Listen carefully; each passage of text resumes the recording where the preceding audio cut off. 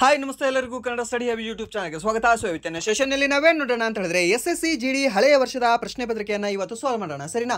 So ಇದು SSC GD ಹಳೆಯ ವರ್ಷದ ಪ್ರಶ್ನೆ ಪತ್ರಿಕೆ ಅಂದರೆ ಯಾವ ವರ್ಷದ ಸರ್ ಇದು ಪ್ರಶ್ನೆ ಪತ್ರಿಕೆ ಅಂತ ಏನಾದರೂ ಕೇಳಿದ್ರೆ 2025 ಫೆಬ್ರವರಿ ತಿಂಗಳಲ್ಲಿ ಏನು ನಡೆದಿದೆ ಅಲ್ವಾ, 2024ರ SSC GD ಎಕ್ಸಾಮ್, ಆ ಒಂದು ಎಕ್ಸಾಮಿನ ಎರಡನೇ ಶಿಫ್ಟಿನ ಪ್ರಶ್ನೆ ಪತ್ರಿಕೆ ಇದು ಆಗಿರುತ್ತೆ. ಸೊ ಇದರಲ್ಲಿ ನಾವು ಮೇನ್ಲಿ ಏನು ಅಂತಂದರೆ 20 GK ಪ್ರಶ್ನೆಗಳನ್ನು ನಾವು ಸಾಲ್ವ್ ಮಾಡೋಣ. ಸರ್ ಏನು ಸರ್ 20 ಪ್ರಶ್ನೆಗಳನ್ನು ನೋಡೋಣವಾ? 20 ಪ್ರಶ್ನೆ ನೋಡಿದ್ರೆ ನಾವು ಇದನ್ನು ಪಾಸ್ ಆಗ್ತೀವಾ? ಹೌದು, ಪಾಸ್ ಆಗ್ತೀರಾ. ಯಾಕೆಂದರೆ 20 ನೀವು ಡೈರೆಕ್ಟ್ ಪ್ರಶ್ನೆಗಳನ್ನು ತಿಳ್ಕೊಂಡ್ರೆ ಆ 20 ಪ್ರಶ್ನೆಗಳಿಗೆ ಇಂಡೈರೆಕ್ಟ್ ಆಗಿ ನೀವು ಏನಿಲ್ಲ ಅಂತಂದ್ರೂ 80ರಿಂದ 100 ಪ್ರಶ್ನೆಗಳನ್ನು ನೀವು ಈ ಒಂದು ಸೆಷನ್ನಿಂದ ತಿಳ್ಕೊಂಡು ಹೋಗ್ತೀರಾ. ಕೆಲವೊಬ್ಬರಿಗೆ ಇದು ರಿವಿಷನ್ ಆಗುತ್ತೆ. ಹಾಗೆ ಏನಾದರೂ ಹೊಸದಾಗಿ ಬಂದಿರತಕ್ಕಂಥ ಹುಡುಗರಾಗಿದ್ದರೆ ಅದು ನಿಮಗೆ ಸಂಪೂರ್ಣವಾಗಿ ಸಿಲೆಬಸ್ಸೇ ಕವರ್ ಆಗುತ್ತೆ. ಯಾಕೆ ಸರ್ ಸಂಪೂರ್ಣವಾಗಿ ಸಿಲೆಬಸ್ ಕವರ್ ಆಗುತ್ತೆ ಅಂತ ನಾನು ಹೇಳ್ತೀನಿ ಅಂತಂದರೆ, ನಿಮ್ಮ ಎಕ್ಸಾಮ್ ಇನ್ನೂ ಮಿನಿಮಮ್ ಏನಿಲ್ಲ ಅಂದರೂ ಒಂದು 5-6 ತಿಂಗಳಂತೂ ಇದ್ದೇ ಇದೆ, ಸರಿನಾ? ಸೊ 5-6 ತಿಂಗಳಿಲ್ಲ ಅಂದರೂ 4 ತಿಂಗಳಂತೂ ಇದ್ದೇ ಇದೆ. ಸೊ 4 ತಿಂಗಳಲ್ಲಿ ನಿಮಗೆ ಎಷ್ಟು ಕ್ವಶನ್ ಕವರ್ ಆಗಲ್ಲ. ಸೊ ಆಲ್ಮೋಸ್ಟ್ ನಿಮ್ಮ ಎಲ್ಲ ಟಾಪಿಕ್ ಕೂಡ ಕ್ಲಿಯರ್ ಆಗುತ್ತೆ.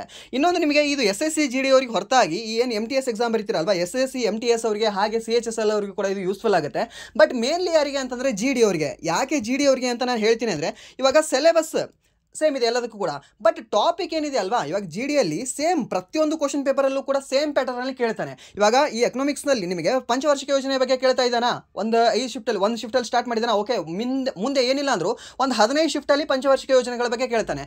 ಏನಾದರೂ ಜನಗಣತಿಯ ಬಗ್ಗೆ ಕೇಳಿದಾನ, ಓಕೆ ಜನಗಣತಿಯ ಬಗ್ಗೆ ಕೇಳ್ತಾನೆ, ಸರಿನಾ? ಸೊ ಆ ರೀತಿ ಪ್ಯಾಟರ್ನ್ ವೈಸ್ ಹೋಗುತ್ತೆ SSC GDನಲ್ಲಿ. ಸೊ ಅದಕ್ಕೆ ಏನು ಮಾಡ್ತೀವಿ ಅಂತಂದರೆ, ನಾವು ಈ ಒಂದು ಹಳೆಯ ಪ್ರಶ್ನೆ ಪತ್ರಿಕೆಯನ್ನು ಸಾಲ್ವ್ ಮಾಡೋಣ. ಅದರಿಂದ ನಿಮಗೆ ಸಂಪೂರ್ಣವಾಗಿ ಏನಿಲ್ಲ ಅಂದರೂ 20 ಕ್ವಶನಲ್ಲಿ ನೀವು 17 ಕ್ವಶನನ್ನು ಏನಿಲ್ಲ ಅಂದರೂ ರೈಟ್ ಹಾಕಿ ಬರ್ತೀರಾ, ಸರಿನಾ? ಸೊ ಅಷ್ಟು ನಿಮಗೆ ಮಾಹಿತಿ ಅಂದರೂ ಸಿಗುತ್ತೆ ಅಂತ ನಾನು ನಿಮಗೆ ಭರವಸೆ ಕೊಡ್ತೀನಿ. ಸೊ ಹಾಗಾದರೆ ಬನ್ನಿ ವಿಡಿಯೋನ ಸ್ಟಾರ್ಟ್ ಮಾಡೋಣ. ವಿಡಿಯೋ ಸ್ಟಾರ್ಟ್ ಮಾಡೋಕ್ಕಿಂತ ಮುಂಚೆ ವಿಡಿಯೋ ಕೊನೆವರೆಗೂ ನೋಡಿ ಅಂತ ಹೇಳ್ತಾ, ಹಾಗೆ ವಿಡಿಯೋ ಕೊನೆವರೆಗೂ ನೋಡಿದ್ರಂತ ವಿಡಿಯೋ ಇಷ್ಟ ಆದರೆ ಪ್ಲೀಸ್ ವಿಡಿಯೋನ ಲೈಕ್ ಮಾಡಿ, ಸಬ್ಸ್ಕ್ರೈಬ್ ಮಾಡಿ. ಇಫ್ ನಿಮಗೆ ವಿಡಿಯೋ ಇಷ್ಟ ಆಗಲಿಲ್ಲ ಅಂದರೆ ಸೊ ಆಬ್ವಿಯಸ್ಲಿ ಡಿಸ್ಲೈಕ್ ಮಾಡಿ ಅಂತ ಹೇಳ್ತಾ, ಮೊದಲ ಪ್ರಶ್ನೆ ಏನಿದೆ? ಮೊದಲ ಪ್ರಶ್ನೆ, ಜನಗಣತಿ 2011ರ ಪ್ರಕಾರ ಈ ಕೆಳಗಿನವುಗಳಲ್ಲಿ ಯಾವ ರಾಜ್ಯವು ಅತಿ ಹೆಚ್ಚು ಮಹಿಳಾ ಸಾಕ್ಷರತಾ ದರವನ್ನು ಹೊಂದಿದೆ ಅಂತ ಕೇಳಿದ್ದಾನೆ. ಓಕೆ, ಸೊ ಅತಿ ಹೆಚ್ಚು ಸಾಕ್ಷರತಾ ದರ ಯಾವ ಒಂದು ರಾಜ್ಯದಲ್ಲಿ ಕಂಡುಬರುತ್ತೆ? ಕೇರಳ ರಾಜ್ಯದಲ್ಲಿ ಕಂಡುಬರುತ್ತೆ. ಅತಿ ಹೆಚ್ಚು ಪುರುಷರ ಸಾಕ್ಷರತಾ ದರ ಯಾವ ರಾಜ್ಯದಲ್ಲಿ ಕಂಡುಬರುತ್ತೆ? ಅಗೇನ್ ಕೇರಳದಲ್ಲಿ ಕಂಡುಬರುತ್ತೆ. ಆ್ಯಂಡ್ ದೆನ್ ಅತಿ ಹೆಚ್ಚು ಮಹಿಳಾ ಸಾಕ್ಷರತಾ ದರ ಯಾವ ಒಂದು ರಾಜ್ಯದಲ್ಲಿ ಕಂಡುಬರುತ್ತೆ? ಅಗೇನ್ ನಿಮಗೆ ಕಂಡುಬರೋದು ಯಾವುದು ಅಂದರೆ ಕೇರಳ ರಾಜ್ಯದಲ್ಲಿ ಕಂಡುಬರುತ್ತೆ. ಅತಿ ಕಡಿಮೆ ಸಾಕ್ಷರತಾ ದರ ಅಂತಂದರೆ ಯಾವ್ದು ಹೇಳ್ತೀರಾ ನೀವು? ಅವಾಗ ಹೇಳಬೇಕಾಗುತ್ತೆ ಈ ಒಂದು ಬಿಹಾರ ಅಂತ ಹೇಳಬೇಕಾಗುತ್ತೆ, ಸರಿನಾ? ಪುರುಷರಲ್ಲೂ ಹಾಗೆ ಮಹಿಳೆಯರಲ್ಲೂ ಕೂಡ ನಿಮಗೆ ಅತಿ ಕಡಿಮೆ ಒಂದು ಸಾಕ್ಷರತಾ ದರ ಕಂಡುಬರೋದು ಎಲ್ಲಿ ಅಂದರೆ ಬಿಹಾರದಲ್ಲಿ. ಇನ್ನೊಂದು ಡಿಫ್ರೆಂಟ್ ಆಗಿ ಆ್ಯಂಡ್ ದೆನ್ ಒಂದು ಬ್ಯೂಟಿಫುಲ್ ಕ್ವಶನ್ ಕೇಳಿದ್ದ, ಏನು ಅಂದರೆ ಯಾವ ರಾಜ್ಯದಲ್ಲಿ 2011ರ ಜನಗಣತಿಯ ಪ್ರಕಾರ ಯಾವ ರಾಜ್ಯದಲ್ಲಿ ಪುರುಷ ಮತ್ತು ಮಹಿಳಾ ಸಾಕ್ಷರತಾ ದರದಲ್ಲಿ ಅತಿ ಹೆಚ್ಚು ವ್ಯತ್ಯಾಸ ಕಂಡು ಬಂದಿತ್ತು ಅಂತ ಕೇಳಿದ್ದ. ಪ್ರಶ್ನೆ ಸ್ವಲ್ಪ ವಿಚಿತ್ರವಾಗಿದೆ ಅಲ್ವಾ? ಸೊ ಪ್ರಶ್ನೆ ಬ್ಯೂಟಿಫುಲ್ ಆಗಿ ಕೂಡ ಇದೆ. ಆಲ್ರೆಡಿ ನಿಮಗೆ ಆ ಸೆನ್ಸಸ್ ಕ್ಲಾಸ್ ಮಾಡಿದ್ದೀನಿ ಅಲ್ವಾ, ಅದರಲ್ಲಿ ಹೇಳಿದ್ದೀನಿ ನಿಮಗೆ. ಇದು ಏನು ಅಂದರೆ, ಈ ರಾಜಸ್ಥಾನ ರಾಜ್ಯದಲ್ಲಿ ಪುರುಷರ ಮತ್ತು ಮಹಿಳೆಯರ ಸಾಕ್ಷರತಾ ದರದ ನಡುವೆ ಈ ವ್ಯತ್ಯಾಸ ಜಾಸ್ತಿ ಕಂಡು ಬಂದಿದೆ, ಸರಿನಾ? ಸರ್ ಇಲ್ಲ ಸರ್ ಇದು ಬಿಹಾರ ಅಂತ ಹೇಳಿದ್ರಿ. ಬಿಹಾರ ಒಟ್ಟಾರೆ ಟೋಟಲಿನೇ ಅಲ್ಲಿ ಕಡಿಮೆ ಇದೆ. ಬಟ್ ಇವಾಗ ಹೆಚ್ಚು ಕಡಿಮೆ ಪುರುಷರ ಜಾಸ್ತಿ ಅದರಲ್ಲಿ ಮತ್ತು ಮಹಿಳೆಯರು ಕಡಿಮೆ ಅಂತ ನೋಡೋದಾದ್ರೆ ಅಲ್ಲಿ ವ್ಯತ್ಯಾಸ ತೊಗೊಂಡ್ರೆ ಆ ವ್ಯತ್ಯಾಸ ಅನ್ನೋದು ಏನೊಂದು ನಂಬರ್ ಬರುತ್ತೆ ಅಲ್ವಾ. ಇವಾಗ ಪುರುಷರು ಎಷ್ಟು ತೊಗೊಂಡಿದ್ದಾರೆ? 69 ಜನ ಕಲ್ತಿದ್ದಾರೆ ಅಂತ ಅನ್ಕೊಳ್ಳಿ. ಮಹಿಳೆಯರು ಎಷ್ಟು ಜನ ಇದ್ದಾರೆ? ಏನಿಲ್ಲ ಒಂದು 47 ಅಂತ ಅನ್ಕೊಳ್ಳಿ. ಈ ಡಿಫ್ರೆನ್ಸ್ ಏನಿದೆ ಅಲ್ವಾ, ಈ ಥರ ಡಿಫ್ರೆನ್ಸ್ ಇರೋದು ಜಾಸ್ತಿ ಇರುತ್ತೆ ಎಲ್ಲಿ? ರಾಜಸ್ಥಾನದಲ್ಲಿ. ಸೊ ಅದಕ್ಕೆ ನೀವು ಆನ್ಸರ್ ಏನಂತ ಹಾಕಬೇಕು ಅಂದರೆ ರಾಜಸ್ಥಾನ ಅಂತ ಹಾಕಬೇಕು.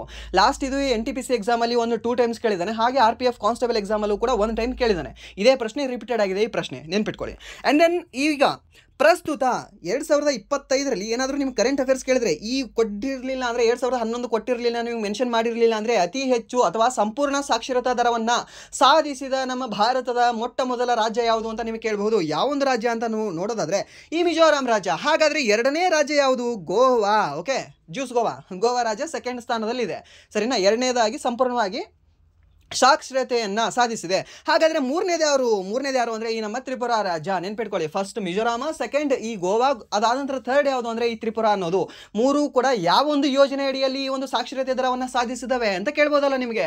ಓದಿರ್ತೀರಿ ಎಲ್ಲರೂ ಕೂಡ ಮಿಜೋರಾಮು, ಗೋವಾ, ತ್ರಿಪುರಾ ಅಂತ. ಯಾವೊಂದು ಯೋಜನೆಯಲ್ಲಿ ಅಂತ ನಿಮ್ಗೆ ಏನಾದರೂ ಕೇಳಿದ್ರೆ ಉಲ್ಲಾಸ, ಸರಿನಾ? ಯಾವುದು? ಉಲ್ಲಾಸ ಯೋಜನೆ ಅಡಿಯಲ್ಲಿ ಇವು ಮೂರೂ ರಾಜ್ಯಗಳು ಕೂಡ ಸಂಪೂರ್ಣ ಸಾಕ್ಷರತೆ ದರವನ್ನು ಸಾಧಿಸಿದವೆ. ನೆನ್ಪಿಟ್ಕೊಳ್ಳಿ, ಕೇಳ್ತಾನೆ ಈ ಪ್ರಶ್ನೆಯನ್ನು. ಆ್ಯಂಡ್ ದೆನ್ ನಿಮಗೆ ಇನ್ನೊಂದು ಪ್ರಶ್ನೆ ಕೇಳಬಹುದು. ಈ ಈಶಾನ್ಯ ರಾಜ್ಯಗಳಲ್ಲಿ ಏನು 7 ಸಿಸ್ಟರ್ ಸ್ಟೇಟ್ಸ್ಗಳಂತ ನಾವು ಕರಿತೀವಲ್ವಾ, ಅಥವಾ ಈ ಒಂದು 8 ಈಶಾನ್ಯ ರಾಜ್ಯಗಳಲ್ಲಿ ಯಾವ ಒಂದು ರಾಜ್ಯ ಅತಿ ಹೆಚ್ಚು ಸಾಕ್ಷರತಾ ದರವನ್ನು ಹೊಂದಿದೆ ಅಂತ ಕೇಳಬಹುದು. ಅವಾಗ ನೀವು ಹೇಳಬೇಕಾಗುತ್ತೆ ಮಿಜೋರಾಂ ರಾಜ್ಯ ಅಂತ. ಓವರ್ ಆಲ್ ನಿಮಗೆ ಇಡೀ ದೇಶದಲ್ಲಿ ಕೇಳಿದ್ರೆ ಕೇರಳ ರಾಜ್ಯ. ಏನಾದರೂ ನಿಮಗೆ ಈ ಒಂದು ನಾರ್ತ್ ಈಸ್ಟ್ ಸ್ಟೇಟ್ಗಳು ಅಥವಾ ಈಶಾನ್ಯ ರಾಜ್ಯಗಳಲ್ಲಿ ಅತಿ ಹೆಚ್ಚು ಸಾಕ್ಷರತೆ ದರವನ್ನು ಹೊಂದಿರತಕ್ಕಂತಹ ರಾಜ್ಯ ಯಾವುದಾದ್ರೂ ಕೇಳಿದ್ರೆ ನಿಮಗೆ ಅವಾಗ ಹೇಳಬೇಕಾಗುತ್ತೆ ಮಿಜೋರಾಂ ರಾಜ್ಯ ಅಂತ ನೆನ್ಪಿಟ್ಕೊಳ್ಳಿ, ಕೇಳ್ತಾನೆ ಇದನ್ನು ನಿಮಗೆ ಸರಿನಾ. ಅದಾದ ನಂತರ ಜನಸಂಖ್ಯೆಯಲ್ಲೂ ಕೂಡ ನಿಮಗೆ ಸೆಕೆಂಡ್ ಕಡಿಮೆ ಜನಸಂಖ್ಯೆ ಕಂಡುಬರೋದು ಇದೇ ಒಂದು ಮಿಜೋರಾಂದಲ್ಲಿ. ನಿಮಗೆ ಫಸ್ಟ್ ಸಿಕ್ಕಿಮಲ್ಲಿ ಕಂಡುಬರುತ್ತೆ, ಸೆಕೆಂಡ್ ಕಂಡುಬರೋದು ಯಾರು ಅಂದರೆ ಇದೇ ಒಂದು ಮಿಜೋರಾಮಲ್ಲಿ, ಥರ್ಡ್ ಕಂಡುಬರೋದು ನಮ್ಮ ಇದರಲ್ಲಿ ಗೋವಾದಲ್ಲಿ. ಓಕೆ, ಆ್ಯಂಡ್ ದೆನ್ ನೆಕ್ಸ್ಟ್ ಪ್ರಶ್ನೆ ಏನಿದೆ ಅಂತ ನೋಡೋದಾದರೆ, ಈ ಕೆಳಗಿನವುಗಳಲ್ಲಿ ಭಾರತದ ಯಾವ ರಾಜ್ಯದಲ್ಲಿ ಬೋನಾಲು ಹಬ್ಬವನ್ನು ಆಚರಿಸಲಾಗುತ್ತದೆ ಅಂತ ಕೇಳಿದ್ದಾನೆ.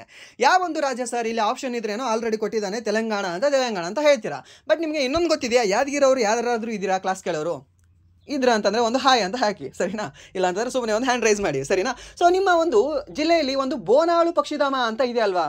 ಯಾವುದು? ಬೋನಾಳು ಪಕ್ಷಿಧಾಮ ಅನ್ನೋದು. ಸೊ ಬೋನಾಳು ಅನ್ನೋದು ಪಕ್ಷಿಧಾಮ ಈ ಒಂದು ಯಾದಗಿರಿಯಲ್ಲಿದೆ. ಹಾಗೆ ಬೋನಾಳು ಅನ್ನೋ ಹಬ್ಬ ಈ ಒಂದು ತೆಲಂಗಾಣದಲ್ಲಿ ಕಂಡುಬರುತ್ತೆ. ಏನೋ ಸಿಮಿಲಾರಿಟಿ ಇದೆಯಲ್ಲ? ಏನು ಸಿಮಿಲಾರಿಟಿ ಇದೆ? ಏನು ಸಿಮಿಲಾರಿಟಿ ಇಲ್ಲ, ನಮ್ಮ ಒಂದು ರೀಜನ್ ಏನಿದೆ ಅಲ್ವಾ ಅದೇ ಒಂದು ಇದ್ರೂ ಸಿಮಿಲಾರಿಟಿ ಇದೆ. ಯಾಕೆ ಅಂದರೆ ಇದೇ ಒಂದು ತೆಲಂಗಾಣ ಮತ್ತು ಈ ಒಂದು ಯಾದಗಿರಿ ಎರಡು ಕೂಡ ಗಡಿಯನ್ನು ಹಂಚ್ಕೊಂಡಿದ್ದಾವೆ, ಅಲ್ಲೇ ಅಕ್ಕಪಕ್ಕನೇ ಇದ್ದಾವೆ. ಸೊ ಅದಕ್ಕೆ ಅಲ್ಲಿಯ ಟ್ರೈಬ್ಗಳು ಮತ್ತು ಅಲ್ಲಿಯ ಒಂದು ಹೆಸರುಗಳು ಇಲ್ಲಿ ಕೂಡ ಲೋಕಲ್ ಆಗಿ ಕಂಡುಬರ್ತವೆ ಸರಿನಾ. ಸೊ ಅದಕ್ಕೆ ಈ ಒಂದು ಬೋನಾಳು ಅನ್ನೋ ಒಂದು ಪಕ್ಷಿಧಾಮ ಕಂಡುಬರೋದಾದರೆ ಅದು ನಮ್ಮ ಕರ್ನಾಟಕದಲ್ಲಿ ಕಂಡುಬರುತ್ತೆ, ಕರ್ನಾಟಕದ ಯಾದಗಿರಿ ಜಿಲ್ಲೆಯಲ್ಲಿ. ಹಾಗೆ ಏನಾದರೂ ನಿಮಗೆ ಬೋನಾಳು ಹಬ್ಬ ಅಂತ ಕೇಳಿದ್ರೆ ಅದು ನೀವು ತೆಲಂಗಾಣ ಅಂತ ಹೇಳಬೇಕಾಗತ್ತೆ ಸರಿನಾ. ಗೊತ್ತಿರಲಿ, ನಿಮಗೇನಾದರೂ ಬೋನಾಳು ಹಬ್ಬ ಮರೆತು ಹೋಗ್ತಿತ್ತು ಅಂದರೆ ಏನಿಲ್ಲ, ಯಾದಗಿರಿಯಲ್ಲಿ ಬೋನಾಳು ಪಕ್ಷಿಧಾಮ ಇದೆ ಅಂತ ನೆನ್ಪಿಟ್ಕೊಳ್ಳಿ. ಅದಕ್ಕೆ ಹತ್ಕೊಂಡಿರೋ ಯಾವುದ್ರಿ ಗಡಿಯನ್ನು ಹಂಚ್ಕೊಂಡಿರೋ ಒಂದು ರಾಜ್ಯ ಯಾವುದು? ತೆಲಂಗಾಣ ರಾಜ್ಯ ಅಲ್ವಾ? ಸೊ ತೆಲಂಗಾಣ ರಾಜ್ಯ ಅಂತ ಹಾಕಿಬಿಡಿ ಅಷ್ಟೇ ಸರಿನಾ. ಇದು ಸಿಂಪಲ್ ಆಗಿ ಕೇಳ್ತಾನೆ, ನಿಮಗೆ ನೆನ್ಪಿಟ್ಕೊಳ್ಳಿ. ಯಾವುದು? ಬೋನಾಳು ಹಬ್ಬ ಯಾವ ಒಂದು ರಾಜ್ಯ ಅಂತಂದರೆ ತೆಲಂಗಾಣ ರಾಜ್ಯ. ಅದಾದ ನಂತರ ಅಸ್ಸಾಮಲ್ಲಿ ಅಂಬುಬಾಚಿ ಮೇಳ ನಡೀತದೆ ಸರಿನಾ. ಟೋಟಲಿ ಎಷ್ಟು ದಿನ ನಡೀತದೆ ಅಂದರೆ ಅಂಬುಬಾಚಿ ಮೇಳ 4 ದಿನಗಳ ಕಾಲ ನಡೀತದೆ. ಯಾವ ಒಂದು ಮಾಸದಲ್ಲಿ ನಡೀತದೆ ಅಂತಂದರೆ ಜೂನ್ ಮಾಸದಲ್ಲಿ ನಡೀತದೆ. ಜೂನ್ ತಿಂಗಳು ನಿಮಗೆ ಕೊಡಲಿಲ್ಲ ಸರ್, ಹಿಂದೂ ಕ್ಯಾಲೆಂಡರ್ ಕೊಟ್ಟ ಅಥವಾ ಹಿಂದಿ ಕ್ಯಾಲೆಂಡರ್ ಅಂತ ಕೊಟ್ಟ, ಇಲ್ಲಾಂದರೆ ಕನ್ನಡ ಕ್ಯಾಲೆಂಡರ್ ಅಂತ ನಿಮಗೇನಾದರೂ ಕೊಟ್ಟ, ಅವಾಗ ನೀವು ಹೇಳಬೇಕಾಗುತ್ತೆ ಆಷಾಢ ತಿಂಗಳು ಅಂತ ಹೇಳಬೇಕಾಗುತ್ತೆ. ಆಷಾಢ ತಿಂಗಳಿನಲ್ಲಿ ಈ ಒಂದು ಅಂಬುಬಾಚಿ ಮೇಳ ಎಂಬುವ ಒಂದು ಮೇಳ ನಡೀತದೆ ಸರಿನಾ. ಎಲ್ಲಿ ಅಂತಂದರೆ ಈ ಒಂದು ಅಸ್ಸಾಂ ರಾಜ್ಯದಲ್ಲಿ, ನೆನ್ಪಿಟ್ಕೊಳ್ಳಿ ಕೇಳ್ತಾನೆ ನಿಮಗೆ. ಅದಾನಂತರ ಪೊಂಗಲ್ ಹಬ್ಬ ಎಲ್ಲಿ ನಡೀತದೆ? ಈ ಪೊಂಗಲ್ ಹಬ್ಬ ನಡೆಯೋದು ತಮಿಳುನಾಡಲ್ಲಿ. ಇದು ಕೂಡ ನಡೆಯೋದು 4 ದಿನ ನಡೀತದೆ ಸರಿನಾ. ಸೊ ಡೇ ಕೇಳ್ತಾನೆ ನಿಮಗೆ. ಈ ಹಾರ್ನ್ಬಿಲ್ ಹಬ್ಬ ಎಷ್ಟು ದಿನ ನಡೀತದೆ ಅಂತ ಕೇಳ್ತಾನೆ, 10 ದಿನ. ಅದಾದ ನಂತರ ಈ ಗಂಗೌರ್ ಮೇಳ ಎಷ್ಟು ದಿನ ನಡೀತದೆ ಅಂತ ಕೇಳ್ತಾನೆ, 18 ದಿನ. ಆ್ಯಂಡ್ ದೆನ್ ಈ ಪುರಿ ಜಗನ್ನಾಥನ ರಥಯಾತ್ರೆ ಎಷ್ಟು ದಿನ ನಡೀತದೆ ಅಂತ ಕೇಳ್ತಾನೆ, ಅದು ಕೂಡ ನಿಮಗೆ ಅಗೇನ್ 4 ದಿನ ಕಂಡು ಬರುತ್ತೆ ಸರಿನಾ. ಸೊ ಈ ರೀತಿ ಕೆಲವೊಂದು ಅತಿ ಹೆಚ್ಚು ದಿನಗಳ ಕಾಲ ನಡೀತಕ್ಕಂಥ ಒಂದು ಹಬ್ಬ ಯಾವುದು ಹೇಳಿ ನೋಡೋಣ, ಯಾವುದಿದೆ? ನಾನು ಹೇಳ್ತೀನಿ ಬೇಕಾದರೆ. ಬಸ್ತಾರ್ ಅನ್ನುವ ಹಬ್ಬ. ಈ ಬಸ್ತಾರ್ ಮೇಳ ಏನಿದೆ ಅಲ್ವಾ, ಬಸ್ತಾರ್ ಹಬ್ಬ ಏನಿದೆ ಅಲ್ವಾ, ಅತಿ ಹೆಚ್ಚು ದಿನಗಳ ಕಾಲ ನಡೀತಕ್ಕಂಥ ಹಬ್ಬವಾಗಿದೆ. ಇಡೀ ನಮ್ಮ ಭಾರತದಲ್ಲಿ ಅನಿಸುತ್ತೆ ಇದು, ಇಡೀ ಭಾರತದಲ್ಲ, ಇಡೀ ನಮ್ಮ ಏಷ್ಯಾದಲ್ಲೇ ಅತಿ ಹೆಚ್ಚು ದಿನಗಳ ಕಾಲ ನಡೀತಕ್ಕಂಥ ಒಂದು ಹಬ್ಬ ಯಾವುದು ಅಂದರೆ ಬಸ್ತಾರ್ ಹಬ್ಬ. ಎಷ್ಟು ದಿನಗಳ ಕಾಲ ನಡೀತದೆ ಅನ್ನೋದು ನೀವು ಕ್ವಶನ್ ಮಾರ್ಕ್ ಆಗಿರ್ತೀನಿ, ನೀವು ಇದಕ್ಕೆ ಆನ್ಸರ್ ಮಾಡಿ ಸರಿನಾ. ಸೊ ಇದು ಕೂಡ ಇಂಪಾರ್ಟೆಂಟ್ ಆಗಿರ್ತಕ್ಕಂಥ ಪ್ರಶ್ನೆ. ಆ್ಯಂಡ್ ದೆನ್ ದುರ್ಗಾ ಪೂಜೆ ಎಲ್ಲಿ ನಡೀತದೆ? ದುರ್ಗಾ ಪೂಜೆ ನಡೆಯೋದು ಈ ಒಂದು ಪಶ್ಚಿಮ ಬಂಗಾಳ ರಾಜ್ಯದಲ್ಲಿ ಸರಿನಾ. ಇದು ಗೊತ್ತಿರಲಿ, ಕೇಳಬಹುದು ನಿಮಗೆ.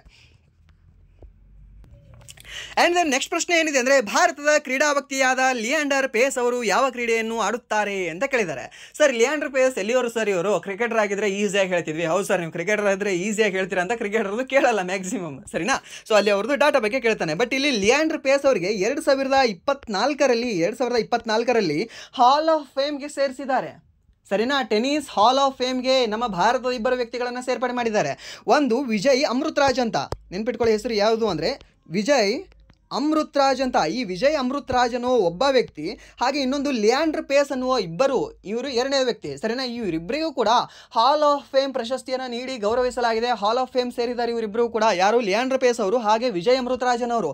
ಇವರಿಬ್ಬರು ಕೂಡ ಸೇರಿರೋದು ಅದಕ್ಕೆ ಇದೇ ಒಂದು ಟೆನ್ನಿಸ್ಗೆ ಸರಿ. ನಾವು ಟೆನ್ನಿಸ್ ಅಂತ ಹೇಳ್ತೀವಿ, ಇಲ್ಲಾಂದರೆ ಲಾನ್ ಟೆನ್ನಿಸ್ ಅಂತ ಹೇಳ್ತೀವಿ. ಲಾನ್ ಟೆನ್ನಿಸ್ ಅಂತ ನಾವು ಯಾಕೆ ಮೆನ್ಷನ್ ಮಾಡ್ತೀವಿ ಅಂದರೆ ಟೇಬಲ್ ಟೆನ್ನಿಸ್ TT1 ಇದೆ ಅಲ್ವಾ, ಆ TT1 ಇರೋದ್ರಿಂದ ನಾವು ಇದನ್ನು ಲಾನ್ ಟೆನ್ನಿಸ್ ಅಂತ ಕರಿತೀವಿ.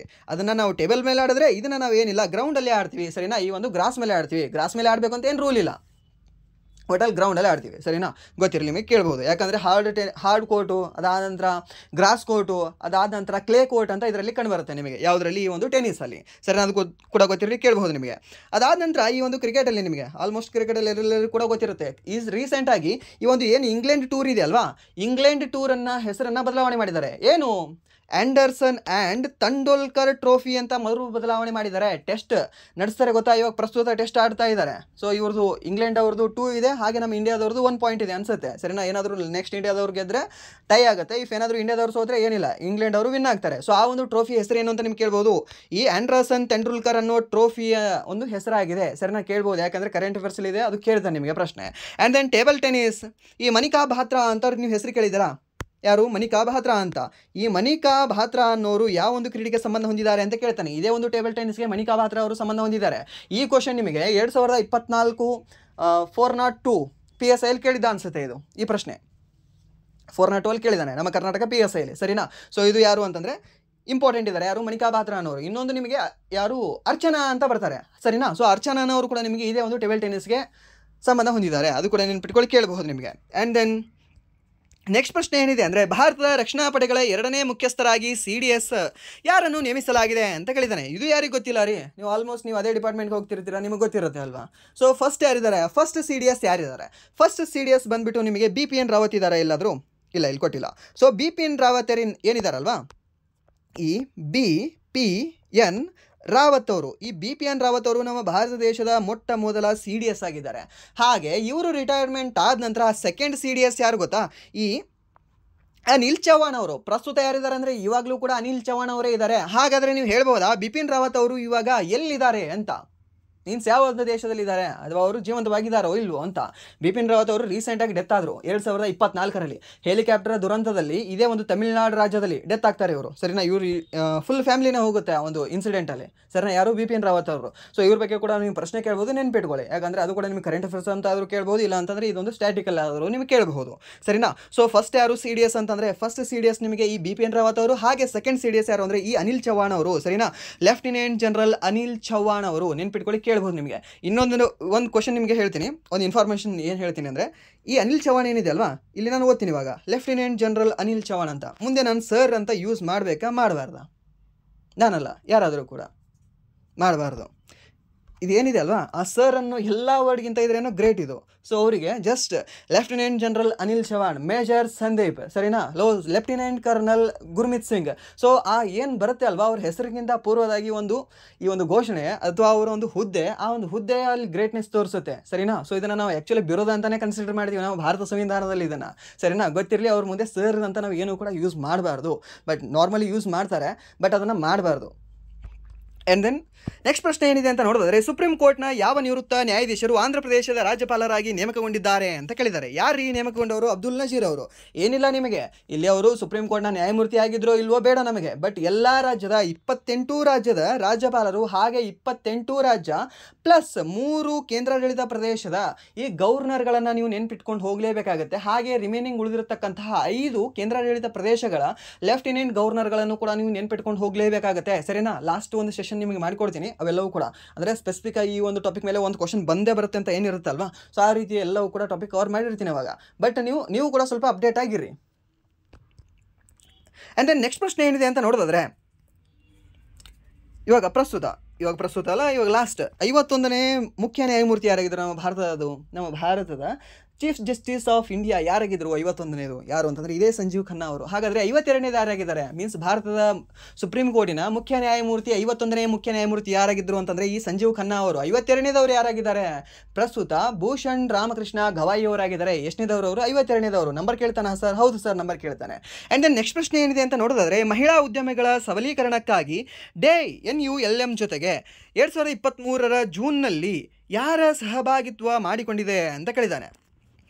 ಯಾರು ಸಹಭಾಗಿತ್ವ ಮಾಡಿಕೊಂಡಿದೆ, ಯಾರ್ದು ಅಂತ ನೋಡೋದಾದರೆ UNDPಯ ಒಂದು ಸಹಭಾಗಿತ್ವ ಮಾಡಿಕೊಂಡಿದೆ ಸರಿನಾ. ಯಾವುದು, ಯುನೈಟೆಡ್ ನೇಷನ್ ಡೆವಲಪ್ಮೆಂಟ್ ಪ್ರೋಗ್ರಾಮ್ ಅಂತ ಹೇಳ್ತೀವಿ. ಇದೇ ಒಂದು UNDP HDR ಇಂಡೆಕ್ಸನ್ನು ಕೂಡ ಬಿಡುಗಡೆ ಮಾಡುತ್ತೆ, ಹ್ಯೂಮನ್ ಡೆವಲಪ್ಮೆಂಟ್ ರಿಪೋರ್ಟ್ ಅಂತ ಹೇಳ್ತೀವಿ. ಈ ಒಂದು HDR ರಿಪೋರ್ಟನ್ನು ಬಿಡುಗಡೆ ಮಾಡೋರು ಯಾರು ಅಂದರೆ ಇದೇ UNDP ಅವರು ಸರಿನಾ. ಸೊ ಅದು ಕೂಡ ಇಂಪಾರ್ಟೆಂಟ್ ಇದೆ, ಕೇಳ್ತಾನೆ ನಿಮಗೆ. ಆ್ಯಂಡ್ ದೆನ್ ಈ ಒಂದು WHO ಕೇಂದ್ರ ಕಚೇರಿ ಸಾಕಷ್ಟು ಸರಿ ಕೇಳ್ತಾನೆ. WHO ಕೇಂದ್ರ ಕಚೇರಿಯಲ್ಲಿ ಅಂದರೆ ನಿಮಗೆ ಈ ಒಂದು ಜಿನೇವಾ ಯಾವುದು ದೇಶದಲ್ಲಿ ಕಂಡುಬರುತ್ತೆ, ಸ್ವಿಟ್ಜರ್ಲ್ಯಾಂಡ್ ದೇಶದಲ್ಲಿ ಈ ಒಂದು ಜಿನೇವಾ ಕಂಡುಬರುತ್ತೆ.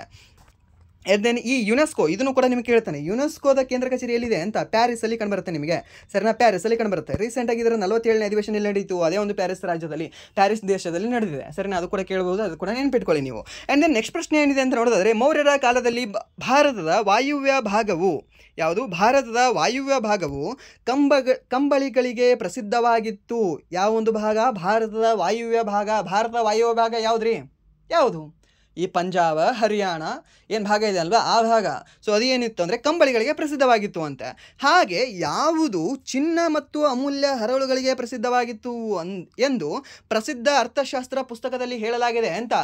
ನನಗೆ ಅರ್ಥಶಾಸ್ತ್ರದಲ್ಲಿ ಹೇಳಿದೋ ಬಿಟ್ಟಿದೋ ಗೊತ್ತಿಲ್ಲ ನನಗೆ. ಒಟ್ಟಿನಲ್ಲಿ ಚಿನ್ನ ಎಲ್ಲಿ ಸಿಗುತ್ತೆ ರೀ, ಇಲ್ಲಿ ಉತ್ತರ ಭಾರತದಲ್ಲಿ ಸಿಗುತ್ತಾ, ಹುಡುಕಿದ್ರು ಒಂದು ಹರಳು ಸಿಗಲ್ಲ ಅಲ್ಲಿ. ಆ್ಯಂಡ್ ದೆನ್ ಪೂರ್ವ ಭಾರತದಲ್ಲಿ ಅಲ್ಲೂ ಇಲ್ಲ, ಪಶ್ಚಿಮ ಭಾರತದಲ್ಲಿ ಇಲ್ಲ, ನಮ್ಮ ದಕ್ಷಿಣ ಭಾರತದಲ್ಲಿ ಮಾತ್ರ. ಹೀಗೆ ಕೂಡ ನೀವು ಗೆಸ್ ಮಾಡ್ಬೋದಲ್ಲ. ದಕ್ಷಿಣ ಭಾರತದಲ್ಲಿ ಇವಾಗಲೂ ಕೂಡ ಪ್ರಸ್ತುತ ದಕ್ಷಿಣ ಭಾರತದಲ್ಲೇ ಚಿನ್ನ ದೊರೀತದೆ, ದಕ್ಷಿಣ ಭಾರತದಲ್ಲಿ ಮಾತ್ರ, ಸರಿನಾ? ಇಲ್ಲ ಸರ್ ನೀವು ಇದು ಆಂಧ್ರ ಪ್ರದೇಶದಲ್ಲಿ ದೊರೀತದೆ, ಮತ್ತು ಆಂಧ್ರ ಪ್ರದೇಶ ಇಲ್ಲ ಉತ್ತರ ಭಾರತದಲ್ಲಿ ಇದೆಯಾ? ಇಲ್ಲ, ಅದು ಕೂಡ ದಕ್ಷಿಣ ಭಾರತದಲ್ಲಿದೆ. 99% ಈ ಚಿನ್ನ ದೊರೆಯೋದು ನಮ್ಮ ಕರ್ನಾಟಕದಲ್ಲೇ, ಸರಿನಾ? ನಮ್ಮ ಕರ್ನಾಟಕ ಏನಿದೆ ಅಲ್ವಾ, ನಮ್ಮ ಕರ್ನಾಟಕದಲ್ಲೇ 99% ಚಿನ್ನ ದೊರೀತದೆ. ಅದಾದ ರಿಮೈನಿಂಗ್ 1% ಚಿನ್ನ ಏನೇ ಅಂದರೆ ಈ ಒಂದು ಆಂಧ್ರ ಪ್ರದೇಶ ರಾಜ್ಯದಲ್ಲಿ ದೊರೀತದೆ, ಗೊತ್ತಿರಲಿ ನಿಮಗೆ. ಸೊ ಚಿನ್ನ ಏನಾದರೂ ಬಂದರೆ ನಿಮಗೆ ಯಾವುದೇ ಪ್ರಶ್ನೆ ಬರಲಿ, ಅಲ್ಲಿ ಏನಾದರೂ ನಿಮಗೆ ಹಿಂಟಿ ಚಿನ್ನ ಅಂತ ಕೊಟ್ಟಿದ್ರೆ ಓಕೆ, ಏನಿಲ್ಲ, ಅದು ದಕ್ಷಿಣ ಭಾರತವೇ ಆಗಿರುತ್ತೆ. ಹಾಗೆ ನಿಮಗೆ ಇನ್ನೊಂದು ಹರಳುಗಳು ಅಂತ ಏನಾದರೂ ಕೊಟ್ಟಿದ್ರೆ ಅವಾಗ ನೀವು ಹೇಳಬೇಕಾಗುತ್ತೆ ಈ ಒಂದು ತಮಿಳ್ನಾಡು ಅಂತ. ತಮಿಳ್ನಾಡಲ್ಲಿ ಸ್ಪೆಷಲಿ ಯಾವುದು? ಈ ಒಂದು ಮಧುರೈ ಅಂತ ನೀವು ಹೇಳಬೇಕಾಗತ್ತೆ, ಸರಿನಾ? ಸೊ ಮಧುರೈ ಅನ್ನೋದು ಕೂಡ ಹರಳುಗಳಿಗೆ ಭಾಳ ಫೇಮಸ್ ಆಗಿತ್ತು. ಇವನ್ ಫಾಯಿಯಾನ ಬರೀತಾನೆ ಅದ್ರ ಬಗ್ಗೆ, ಸರಿನಾ? ಫಾಯಿಯಾನು ಕೂಡ ಆತನ ಬುಕ್ಕಲ್ಲಿ ಬರೀತಾನೆ ಈ ಒಂದು ತಮಿಳ್ನಾಡು ಏನಿದೆಯಲ್ವಾ ಈ ಹರಳುಗಳಿಗೆ ಜಾಸ್ತಿ ಫೇಮಸ್ ಆಗಿತ್ತು ಅಂತ ಆತನ ಬುಕ್ಕಲ್ಲಿ ಬರೆದೋಗಿದ್ದಾನೆ. ಸೊ ಇದು ಗೊತ್ತಿರಲಿ ನಿಮಗೆ ಯಾವುದು ಅಂದರೆ ದಕ್ಷಿಣ ಭಾರತ. ಸೊ ಇಲ್ಲಿ ಈ ಪ್ರಶ್ನೆ ನಿಮಗೆ ಈಸಿಯಾಗಿ ಗೊತ್ತಾಗುತ್ತೆ. ಬಟ್ ಇಲ್ಲಿ ಗೊತ್ತಾಗದೇ ಇರೋದು ಯಾವುದು ಅಂದರೆ ವಾಯುವ್ಯ ಭಾರತ ಯಾವುದಕ್ಕೆ ಫೇಮಸ್ ಆಗಿತ್ತು ಅಂತ ಅರ್ಥಶಾಸ್ತ್ರದಲ್ಲಿ ಬರೆದಿದೆ ಅಂತ. ಯಾವುದಕ್ಕೆ ಅಂದರೆ ಕಂಬಳಿಗಳಿಗೆ. ಯಾಕೆ ಸರ್ ಕಂಬಳಿಗಳಿಗೆ ಅಲ್ಲಿ ಫೇಮಸ್ ಆಗಿದೆ? ಯಾಕಂದರೆ ಚಳಿಯಲ್ಲಿರುತ್ತೆ, ಅಲ್ಲೇ ಅಲ್ವಾ ಕಂಬಳಿ ಬೇಕಾಗಿರೋದು. ಸೊ ಕಂಬಳಿ ಆ ಒಂದು ಚಳಿ ಇರೋ ರೀಸನಿಂದ ಅಲ್ಲಿ ಜಾಸ್ತಿ ಫೇಮಸ್ ಇದೆ, ಸರಿನಾ? ಹೀಗೆ ನೀವು ಥಿಂಕ್ ಮಾಡಿ ಹಾಕ್ಬೋದು ಅದಕ್ಕೆ ಪ್ರಶ್ನೆಗೆ ಆನ್ಸರ್. ಆ್ಯಂಡ್ ದೆನ್ ನೆಕ್ಸ್ಟ್ ಪ್ರಶ್ನೆ ಏನಿದೆ ಅಂದರೆ ಭಾರತ ಸರ್ಕಾರವು ನಡೆಸಿದೆ 2011ರ ಸಾಮಾಜಿಕ ಆರ್ಥಿಕ ಮತ್ತು ಜಾತಿ ಗಣತಿಯಲ್ಲಿ ಈ ಕೆಳಗಿನ ಯಾವುದು ಅವಭಾವಗಳನ್ನು ಅಳೆಯುವ ಮಾನದಂಡಗಳಲ್ಲಿ ಒಂದಾಗಿಲ್ಲ ಅಂತ ಕೇಳಿದ್ದಾನೆ. ಯಾವ್ಯಾವ ಮಾನದಂಡಗಳಿದ್ದಾವೆ ಅಂತ ನಮಗೆ ಗೊತ್ತಿದ್ರೆ ಸಾಕು. ಯಾವುದ್ಯಾವುದು? ಗಟ್ಟಿಯಾದ ಗೋಡೆಗಳು, ಛಾವಣಿ ಇಲ್ಲದ ಕೇವಲ ಒಂದು ಕೊನೆಯನ್ನು ಹೊಂದಿರುವ ಕುಟುಂಬಗಳು, ಹೌದು ಇದನ್ನು ಕೂಡ ಮಾಡಿದ್ದಾರೆ. ಆ್ಯಂಡ್ ದೆನ್ ಯಾವುದೇ ದೈಹಿಕ ಸಮರ್ಥ ಸದಸ್ಯರಿಲ್ಲದ ಕುಟುಂಬಗಳು, ಇದನ್ನು ಕೂಡ ಮಾಡಿದ್ದಾರೆ. ಆ್ಯಂಡ್ ದೆನ್ ಭಿನ್ನ ಚೇತನ ಸದಸ್ಯರನ್ನು ಹೊಂದಿರುವ ಕುಟುಂಬಗಳು ಅಂತ ಕೊಟ್ಟಿದ್ದಾರೆ. ಸೊ ಇದನ್ನು ಕೂಡ ಇದನ್ನು ಕನ್ಸಿಡರ್ ಮಾಡ್ಕೊಂಡಿದ್ದಾರೆ. ಆ್ಯಂಡ್ ದೆನ್ 15ರಿಂದ 59 ವರ್ಷ ವಯಸ್ಸಿನ ವಯಸ್ಕ ಮಹಿಳೆ ಇಲ್ಲದ ಕುಟುಂಬಗಳು ಅಂತ. ಸೊ ಇದು ಸೆನ್ಸೇ ಕೂಡ ಅಲ್ಲ ಇದು, ಸರಿನಾ? ಸೊ ಇದು ಮಾಡಿಲ್ಲ. ಯಾವುದು ಲಾಸ್ಟ್ ಆಪ್ಷನ್ ಏನಿದೆ ಅಲ್ವಾ, ಇದು ಮಾಡಿಲ್ಲ. ಇದನ್ನೇ ನೀವು ನೆನ್ಪಿಟ್ಕೊಳ್ಳೋದು ಬೇಕಾಗಿಲ್ಲ. ಬಟ್ ಇಲ್ಲಿ ನೆನ್ಪಿಟ್ಕೊಳ್ಳೋದು ಬೇಕಾಗಿರೋದು ಯಾವುದು ಅಂದರೆ ಆಪ್ಷನ್ ಎ, ಬಿ ಮತ್ತು ಸಿ. ಇದನ್ನು ನೆನ್ಪಿಟ್ಕೊಳ್ಳಿ. ಇಫ್ ಏನಾದ್ರು ರಿಪೀಟ್ ಆದರೆ ಇವು ಕೂಡ ಅಲ್ಲಿ ಬಂದಿದ್ರು ಅಂದರೆ ಎಲ್ಲ ಡೈರೆಕ್ಟಾಗಿ ನಿಮಗೆ ಎಲಿಮಿನೇಟ್ ಮಾಡೋಕ್ಕೆ ಸ್ವಲ್ಪ ಚಾನ್ಸಸ್ ಇರುತ್ತೆ, ಸರಿನಾ? ಆ್ಯಂಡ್ ದೆನ್ ಮುಂದಿನ ಪ್ರಶ್ನೆ ಏನಿದೆ ಅಂದರೆ ಸ್ವಾತಂತ್ರ್ಯದ ನಂತರ ಭಾರತವು 1951ರಲ್ಲಿ ಮೊದಲ ಪ್ರಧಾನಿ ಜವಾಹರ್ಲಾಲ್ ನೆಹರು ಅವರ ಡ್ಯಾಶ್ ಪ್ರಭಾವದಲ್ಲಿ ತನ್ನ ಮೊದಲ ಪಂಚವಾರ್ಷಿಕ ಯೋಜನೆಯನ್ನು ಪ್ರಾರಂಭಿಸಿತು. ಯಾವೊಂದು ಪಂಚವಾರ್ಷಿಕ, ಆ ಮೊದಲ ಪಂಚವಾರ್ಷಿಕ ಯೋಜನೆಯಲ್ಲಿ ಯಾವೊಂದು ರೀತಿಯ ಅರ್ಥವ್ಯವಸ್ಥೆ ಇತ್ತು ಅಂತ ಕೇಳಿದಾನಷ್ಟೇ, ಸರಿನಾ? ಅವಾಗ ನೆಹರೂನ ಇದ್ರು ಓಕೆ, ಬಟ್ ಅಲ್ಲಿ ಮೊದಲ ಪಂಚವಾರ್ಷಿಕ ಯೋಜನೆಯಲ್ಲಿ ಯಾವೊಂದು ಅರ್ಥವ್ಯವಸ್ಥೆ ಇತ್ತು ಅಂತ. ಯಾವೊಂದು ಅರ್ಥವ್ಯವಸ್ಥೆ ಇತ್ತು ಅಂತಂದರೆ ಸಮಾಜವಾದಿ ಅರ್ಥವ್ಯವಸ್ಥೆ ಇರುತ್ತೆ. ಏನು ಸರ್ ಮಿಶ್ರ ಅರ್ಥವ್ಯವಸ್ಥೆ ಇರುತ್ತೆ ಅಂತ ನಾನು ಸಾಕಷ್ಟು ಸರಿ ಓದಿದ್ದೀನಿ. ಇಲ್ಲಿ ನೋಡಿದ್ರೆ ಸಮಾಜವಾದಿ ಅಂತ ಹೇಳ್ತಾ ಇದ್ದೀರಾ, ರಾಂಗ್ ಹೇಳ್ತಾ ಇದ್ದೀರಾ, ಅಲ್ಲಿಯೂ ಕೂಡ ರಾಂಗ್ ಕೊಟ್ಟಿದೆ ಅಂತ. ಅಲ್ಲ, ಸೊ ಈ ಮಿಶ್ರ ಅರ್ಥವ್ಯವಸ್ಥೆ ಏನಿದೆ ಅಲ್ವಾ, ಆ ಮಿಶ್ರ ಅರ್ಥವ್ಯವಸ್ಥೆನ ನಾವು ಅಳವಡಿಸ್ಕೊಂಡಿರೋದು 2ನೇ ಪಂಚವಾರ್ಷಿಕ ಯೋಜನೆಯಲ್ಲಿ 5 ಇಯರ್ ಪ್ಲ್ಯಾನ್, ಸರಿನಾ? 5 ಇಯರ್ ಪ್ಲ್ಯಾನಲ್ಲಿ ಅಳವಡಿಸ್ಕೊಳ್ತಾರೆ. 2ನೇ ಪಂಚವಾರ್ಷಿಕ ಯೋಜನೆಯಲ್ಲಿ ಈ ಒಂದು ಮಿಶ್ರ ಅರ್ಥವ್ಯವಸ್ಥೆನ ಅಳವಡಿಸ್ಕೊಳ್ತಾರೆ. ಯಾರು? ನಮ್ಮ ಭಾರತದ ಮೊದಲ ಪ್ರಧಾನಿಯಾಗಿರ್ತಕ್ಕಂತಹ ನೆಹರು ಅವರು, ಸರಿನಾ? ಬಟ್ ಮೊದಲನೇ ಪಂಚವಾರ್ಷಿಕ ಯೋಜನೆ ಯಾವೊಂದು ಮಾದರಿಯಲ್ಲಿ ಇತ್ತು ಅಂತ ನಿಮ್ಗೆ ಏನಾದರೂ ಕೇಳಿದ್ರೆ ಹೆರಾಲ್ಡ್ ಓಮರ್ ಮಾದರಿಯಲ್ಲಿ ಇತ್ತು ಅದು. ಬಟ್ ಅದು ಯಾವ ಒಂದು ಅರ್ಥವ್ಯವಸ್ಥೆಯಲ್ಲಿ ಇತ್ತು ಅಂತ ಕೇಳಿದ್ರೆ ನಿಮಗೆ ಸಮಾಜವಾದಿ ಅರ್ಥವ್ಯವಸ್ಥೆಯಲ್ಲಿತ್ತು. ನೆನ್ಪಿಟ್ಕೊಳ್ಳಿ, ಸಮಾಜವಾದಿ. ಮೊದಲನೇದು ಮಾತ್ರ ನಿಮಗೆ ಸಮಾಜವಾದಿ ಕಂಡುಬರುತ್ತೆ. ಅದು ಆದ ನಂತರ ರಿಮೈನಿಂಗ್ ಕಂಡುಬರೋ ಎಲ್ಲ 11 ಕೂಡ ನಿಮಗೆ ಈ ಮಿಶ್ರ ಅರ್ಥವ್ಯವಸ್ಥೆಯಲ್ಲೇ ಕಂಡುಬರುತ್ತವೆ, ಸರಿನಾ? ನಿಮಗೆ ಪ್ರಶ್ನೆ ಹೀಗೂ ಕೂಡ ಕೇಳಿದ್ದಾನೆ, ಯಾವ ಪಂಚವಾರ್ಷಿಕ ಯೋಜನೆಯಲ್ಲಿ ಮಿಶ್ರ ಅರ್ಥ ವ್ಯವಸ್ಥೆಯನ್ನು ಅಳವಡಿಸಿಕೊಂಡಿತ್ತು ನಮ್ಮ ಭಾರತ ದೇಶ ಅಂತ ಕೇಳಿದ್ದಾರೆ. ಸೊ ಅವಾಗ ನೀವು ಏನಂತ ಹೇಳಬೇಕಾಗುತ್ತೆ? ಏನಿಲ್ಲ, ಸೆಕೆಂಡ್ ಅಂತ ಟಿಕ್ ಹಾಕಿ ಬಂದುಬಿಡ್ಬೇಕಷ್ಟೇ, ಸರಿನಾ? ಯಾವುದು? ಸೆಕೆಂಡ್ ಅನ್ನೋದು. ಆ್ಯಂಡ್ ದೆನ್ ನೆಕ್ಸ್ಟ್ ಪ್ರಶ್ನೆ ಏನಿದೆ ಅಂತ ನೋಡಿದ್ರೆ ಸಂಗೀತ ನಾಟಕ ಅಕಾಡೆಮಿಯ ಸಂಗೀತ ನೃತ್ಯ ಮತ್ತು ನಾಟಕಗಳಿಗಾಗಿ ಇರುವ ಭಾರತದ ರಾಷ್ಟ್ರೀಯ ಅಕಾಡೆಮಿಯಾಗಿದೆ. ಓಕೆ, ಸಂಗೀತ ನಾಟಕ ಅಕಾಡೆಮಿ ಇದಕ್ಕೆಲ್ಲವೂ ಕೂಡ ಆಗಿದೆ ಅಂತೆ. ಇದನ್ನು 1952ರಲ್ಲಿ ಭಾರತ ಸರ್ಕಾರದ ಡ್ಯಾಶ್ದ ಠರಾವಿನಿಂದ ರಚಿಸಲಾಯಿತು. ಯಾವುದರೊಂದು ಠರಾವಿನಿಂದ ರಚಿಸಲಾಯಿತು? ಯಾವೊಂದು ಸಚಿವಾಲಯದ ಠರಾವಿನಿಂದ ರಚಿಸಲಾಯಿತು. ಹಾಗೆ ಡಾಕ್ಟರ್ PV ರಾಜಮನ್ನಾರ್ ಅವರು ಸಂಗೀತ ನಾಟಕ ಅಕಾಡೆಮಿಯ ಮೊದಲ ಅಧ್ಯಕ್ಷರಾಗಿದ್ದರು. ಇಲ್ಲಿ ನಿಮಗೆ ಆನ್ಸರ್ ಒಂದು ಸಿಕ್ತು, ಓಕೆ. ಯಾವುದು? ಶಿಕ್ಷಣ ಸಚಿವಾಲಯ. ಈ ಶಿಕ್ಷಣ ಸಚಿವಾಲಯ ಬಿಟ್ಟಲ್ಲಿ ನಿಮಗೆ ಸಾಕಷ್ಟು ಮಾಹಿತಿ ಇದೆ. ಸೊ ಎದಕ್ಕೆ ಸ್ಥಾಪನೆ ಆಯಿತು, ಅದು ಏನೇನು ಮಾಡ್ತದೆ ಅಂತ ಮೊದಲ ಲೈನಲ್ಲಿ ಕೊಟ್ಟಿದ್ದಾನೆ. ಹಾಗೆ ಅದು ಯಾವ ವರ್ಷ ಸ್ಥಾಪನೆ ಆಯಿತು ಅಂತ 2ನೇ ಲೈನಲ್ಲಿ ಕೊಟ್ಟಿದ್ದಾನೆ. ಹಾಗೆ ಅದರ ಮೊದಲ ಅಧ್ಯಕ್ಷ ಯಾರು? PV ರಾಜಮನ್ನಾರ್ ಅಂತ 2ನೇ ಲೈನಿನ ಒಂದು ಕೊನೆಯ ಪದಗಳಲ್ಲಿ ಕೊಟ್ಟಿದ್ದಾನೆ. ಸೊ 3 ಕ್ವಶನ್ ನಿಮಗೆ ಇಲ್ಲೇ ಕ್ರಿಯೇಟ್ ಆಗ್ತವೆ, ಕ್ವಶನಲ್ಲೇ, ಸರಿನಾ? ಇದನ್ನು ಕೂಡ ನೀವು ನೆನ್ಪಿಟ್ಕೊಳ್ಳಿ. ಯಾಕಂದರೆ ನಿಮ್ಮ ಶಿಫ್ಟಲ್ಲಿ ನಿಮ್ಮ ಮುಂಬರ್ತಕ್ಕಂಥ ಎಕ್ಸಾಮ್ಗಳಲ್ಲಿ ಈ ಪ್ರಶ್ನೆ ಕೇಳ್ಬೋದಲ್ಲ ನಿಮಗೆ. ಸಂಗೀತ ನಾಟಕ ಅಕಾಡೆಮಿ 1952ರಲ್ಲಿ ಸ್ಥಾಪನೆ ಆಯಿತು ಸರ್, ಅದನ್ನು ಶಿಕ್ಷಣ ಇಲಾಖೆಯ ಅಥವಾ ಶಿಕ್ಷಣ ಸಚಿವಾಲಯದ ಒಂದು ಠರಾವಿನಿಂದ ರಚಿಸಲಾಗಿದೆ. ಹಾಗಾದರೆ ಅದರ ಮೊದಲ ಅಧ್ಯಕ್ಷರು ಯಾರು ಅಂತ ನಿಮಗೆ ಕೇಳ್ಬೋದಲ್ಲ. ಅವಾಗ ನೀವು ಏನಂತ ಹೇಳಬೇಕಾಗುತ್ತೆ ಅಂದರೆ PV ರಾಜಮನ್ನಾರ್ ಅಂತ ಹೇಳಬೇಕಾಗುತ್ತೆ, ಸರಿನಾ? ಯಾರು? PV ರಾಜಮನ್ನಾರ್ ಅವರು. ಬಟ್ ಅದು ಯಾರ ಒಂದು ಠರಾವಿನಿಂದ ಅದನ್ನು ರಚನೆ ಮಾಡಿದ್ದಾರೆ ಅಂತ ನೋಡಿದ್ರೆ ಈ ಒಂದು ಶಿಕ್ಷಣ ಸಚಿವಾಲಯದ ಠರಾವಿನಿಂದ ಈ ಒಂದು ಸಂಗೀತ ನಾಟಕ ಅಕಾಡೆಮಿಯನ್ನು ನಾಟಕಗಳನ್ನು ರಚನೆ ಮಾಡಲಾಗಿದೆ. ನೆನ್ಪಿಟ್ಕೊಳ್ಳಿ, ಕೇಳ್ಬೋದು ನಿಮಗೆ ಸಂಗೀತ ನಾಟಕ ಅಕಾಡೆಮಿ ಯಾವಾಗ ಯಾರಿಗೆ ಪ್ರಶಸ್ತಿ ಕೊಟ್ಟಿದೆ ಅಂತ ಅದನ್ನು ಕೇಳ್ತಾನೆ. ಸಂಗೀತ ನಾಟಕ ಅಕಾಡೆಮಿಯ ಪ್ರಶಸ್ತಿಗಳನ್ನು ನೆನ್ಪಿಟ್ಕೊಳ್ಳಿ. 2024ರಲ್ಲಿ ಯಾರಿಗೆ ಸಂಗೀತ ನಾಟಕ ಅಕಾಡೆಮಿ ಮತ್ತು ನೃತ್ಯ ಕಲಾ ಅಕಾಡೆಮಿ ಪ್ರಶಸ್ತಿಯನ್ನು ಯಾರಿಗೆ ನೀಡಿದೆ, ಹಾಗೆ 2022 ಏನಿಲ್ಲ 2015ರಿಂದ 2025ರವರೆಗೆ ಯಾರ್ಯಾರಿಗೆ ಕೊಟ್ಟಿದ್ದಾರಲ್ವ ಈ ಸಂಗೀತ ನಾಟಕ ಅಕಾಡೆಮಿ ಪ್ರಶಸ್ತಿ. ಸೊ ಅದನ್ನು ಸ್ವಲ್ಪ ನೆನ್ಪಿಟ್ಕೊಳ್ಳಿ. ಸರ್ ಅಲ್ಲಿಂದ ನೆನ್ಪಿಟ್ಕೊಳ್ಬೇಕಾ? ಹೌದು ಸರ್, ನೆನ್ಪಿಟ್ಕೊಳ್ಬೇಕು. ಯಾಕಂದರೆ ನಿಮ್ಮ SSCಯಲ್ಲಿ ಎಕ್ಸಾಮ್ ಏನಿದೆ ಅಲ್ವಾ 2015 ಅಲ್ಲಿ ಕೂಡ ಕೇಳ್ತಾನೆ. ಇನ್ನು ಹಿಂದೆ ಕೇಳಲ್ಲ ಅಂತಲ್ಲ, ಅಲ್ಲಿ ಕೂಡ ಕೇಳ್ತಾನೆ. ಬಟ್ ಅವ್ರು ಏನಾದರೂ ಡೆತ್ ಆಗಿರಬೇಕಷ್ಟೇ. ಬಟ್ ನಿಮಗೆ ರಿಮೈನಿಂಗ್ ಏನು ಅಂದರೆ ಸಂಗೀತ ನಾಟಕ ಅಕಾಡೆಮಿ ಮತ್ತು ನೃತ್ಯ ಕಲಾನಿಧಿ ಅವಾರ್ಡ್ ಅಂತ ಬರುತ್ತೆ, 2 ಅವಾರ್ಡ್. ಸೊ ಆ ಅವಾರ್ಡ್ ಏನಿಲ್ಲ 2015ರಿಂದ 2025ರವರೆಗೂ ಎಲ್ಲವೂ ಕೂಡ ಕೇಳ್ತಾನೆ. ಒಂದೇ ವರ್ಷದ ಓದ್ಕೊಂಡ್ರಲ್ಲಿ ನಡೆಯಲ್ಲ, ಇವೆಲ್ಲವೂ ಕೂಡ ನೀವು ಓದ್ಕೊಳ್ಳಿ. ಇಲ್ಲಾಂದರೆ ನಾನು ನಿಮಗೆ ಒಂದ್ಸರಿ ಅಪ್ಡೇಟ್ ಮಾಡಿರ್ತೀನಿ, ಸರಿನಾ? ಆ್ಯಂಡ್ ದೆನ್ ನೆಕ್ಸ್ಟ್ ಪ್ರಶ್ನೆ ಏನಿದೆ ಅಂತಂದರೆ ಪನ್ನಾಲಾಲ್ ಘೋಷ್ ಯಾವ ಸಂಗೀತ ವಾದ್ಯಕ್ಕೆ ಸಂಬಂಧ ಹೊಂದಿದ್ದಾರೆ ಅಂತ. ಹರಿಪ್ರಸಾದ್ ಚೌರಾಸಿಯಾ ಹಾಗೆ ಪನ್ನಾಲಾಲ್ ಘೋಷ್ ಇವರಿಬ್ಬರೂ ಕೂಡ ಸಂಬಂಧ ಹೊಂದಿರೋದು ಯಾವುದಕ್ಕೆ ಅಂದರೆ ಈ ಒಂದು ಕೊಳಲಿಗೆ. ಯಾರು? ಒಂದು ಪನ್ನಾಲಾಲ್ ಘೋಷ್ ಹಾಗೆ ಇನ್ನೊಂದು ಹರಿಪ್ರಸಾದ್ ಚೌರಾಸಿಯಾ. ಇವರಿಬ್ಬರೂ ಕೂಡ ಸಂಬಂಧ ಹೊಂದಿರೋದು ಎದಕ್ಕೆ ಅಂದರೆ ಈ ಒಂದು ಕೊಳಲಿಗೆ. ಹಾಗಾದರೆ ಶಹನಾಯಿಗೆ ಯಾರು ಸಂಬಂಧ ಹೊಂದಿದ್ದಾರೆ?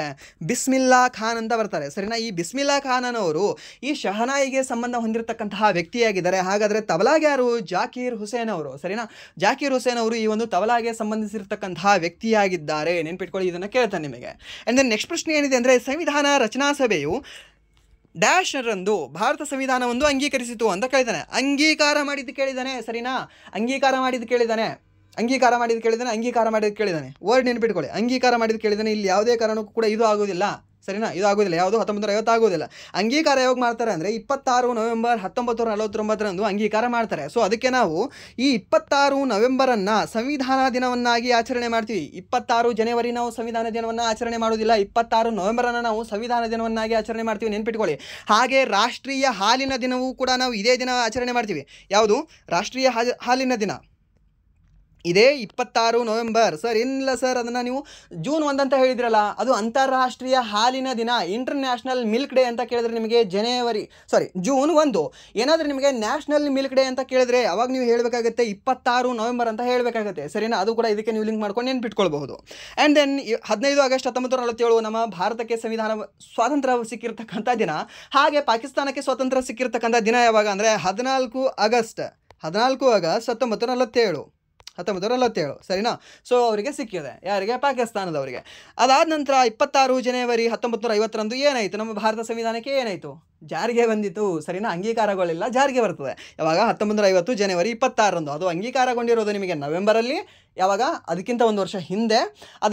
ಏನಾದರೂ ನಿಮಗೆ ಜಾರಿಗೆ ಬಂದಿರೋದು ಕೇಳಿದ್ರೆ ಅವಾಗ ನೀವು ಹೇಳಬೇಕಾಗುತ್ತೆ 26 ಜನವರಿ 1950 ಅಂತ, ಸರಿನಾ? ಹಾಗಾದರೆ 24 ಜನವರಿ 1950 ಏನು ಫೇಮಸ್ ಇದೆ? ಇದು ನಮ್ಮ ಜನಗಣಮನ ಏನಿದೆ ಅಲ್ವಾ, ನಮ್ಮ ಭಾರತದ ರಾಷ್ಟ್ರಗೀತೆ, ಹಾಗೆ ನಮ್ಮ ಭಾರತದ ಹಾಡು ಯಾವುದು? ವಂದೇ ಮಾತರಂ.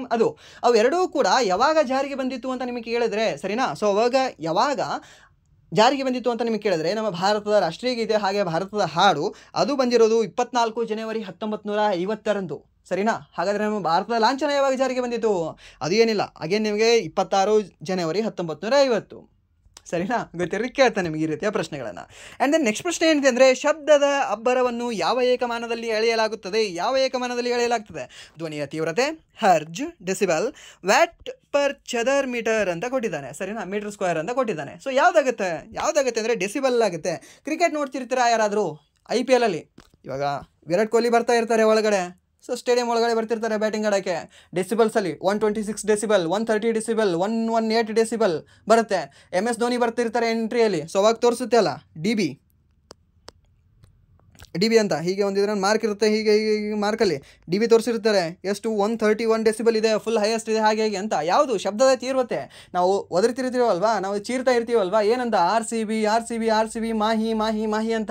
ಸೊ ಅದು ಎಲ್ಲವೂ ಕೂಡ ತೀವ್ರತೆ ಕನ್ವರ್ಟ್ ಆಗುತ್ತೆ, ಸರಿನಾ? ಆ ತೀವ್ರತೆ ಯಾವುದರಿಂದ ಅಳಿತೀವಿ ನಾವು ಅಂತಂದರೆ ಈ ಒಂದು ಡೆಸಿಬಲ್ ಒಂದು ಮಾಪನದಿಂದ ಅಳಿತೀವಿ, ಸರಿನಾ? ಏನಿಲ್ಲ, ಒಂದು ಚಿಕ್ಕದಾಗಿರುತ್ತೆ, ಇಷ್ಟೇ ಚಿಕ್ಕದಾಗಿ ಇಟ್ಟೆ ಒಂದು ಮಾಪನ ಇರುತ್ತೆ. ಸೊ ಅದನ್ನು ಸೆಂಟರ್ ಆಫ್ ಗ್ರೌಂಡಲ್ಲಿ ಇಟ್ಟಿರ್ತಾರೆ. ಸೊ ಅಲ್ಲಿ ಮೆಜರ್ ಮಾಡ್ಕೊಳ್ತಾರೆ, ಸರಿನಾ? ಗೊತ್ತಿರೋ ಕೇಳ್ಬೋದು ನಿಮಗೆ, ನಿಮ್ಮಲ್ಲೂ ಕೂಡ ಕೈಯಲ್ಲಿದ್ರೇ ಇರಬಹುದು, ಎಷ್ಟೋ ಶಾಪ್ಗಳಲ್ಲೂ ಕೂಡ ಕಂಡುಬರ್ತವೆ ನಿಮಗೆ ಯಾವುದು ಡೆಸಿಬಲ್ ಮೀಟರ್ ಅನ್ನೋದು, ಸರಿನಾ? ಆ್ಯಂಡ್ ನೆಕ್ಸ್ಟ್ ಪ್ರಶ್ನೆ ಏನಿದೆ ಅಂದರೆ ಉತ್ತರ ಪ್ರದೇಶದ ಇಂಡೋ ಪರ್ಷಿಯನ್ ನೃತ್ಯ ಪ್ರಕಾರವನ್ನು ಹೆಸರಿಸಿಯೇ ಅಂತ ಕೇಳಿದ್ದಾನೆ.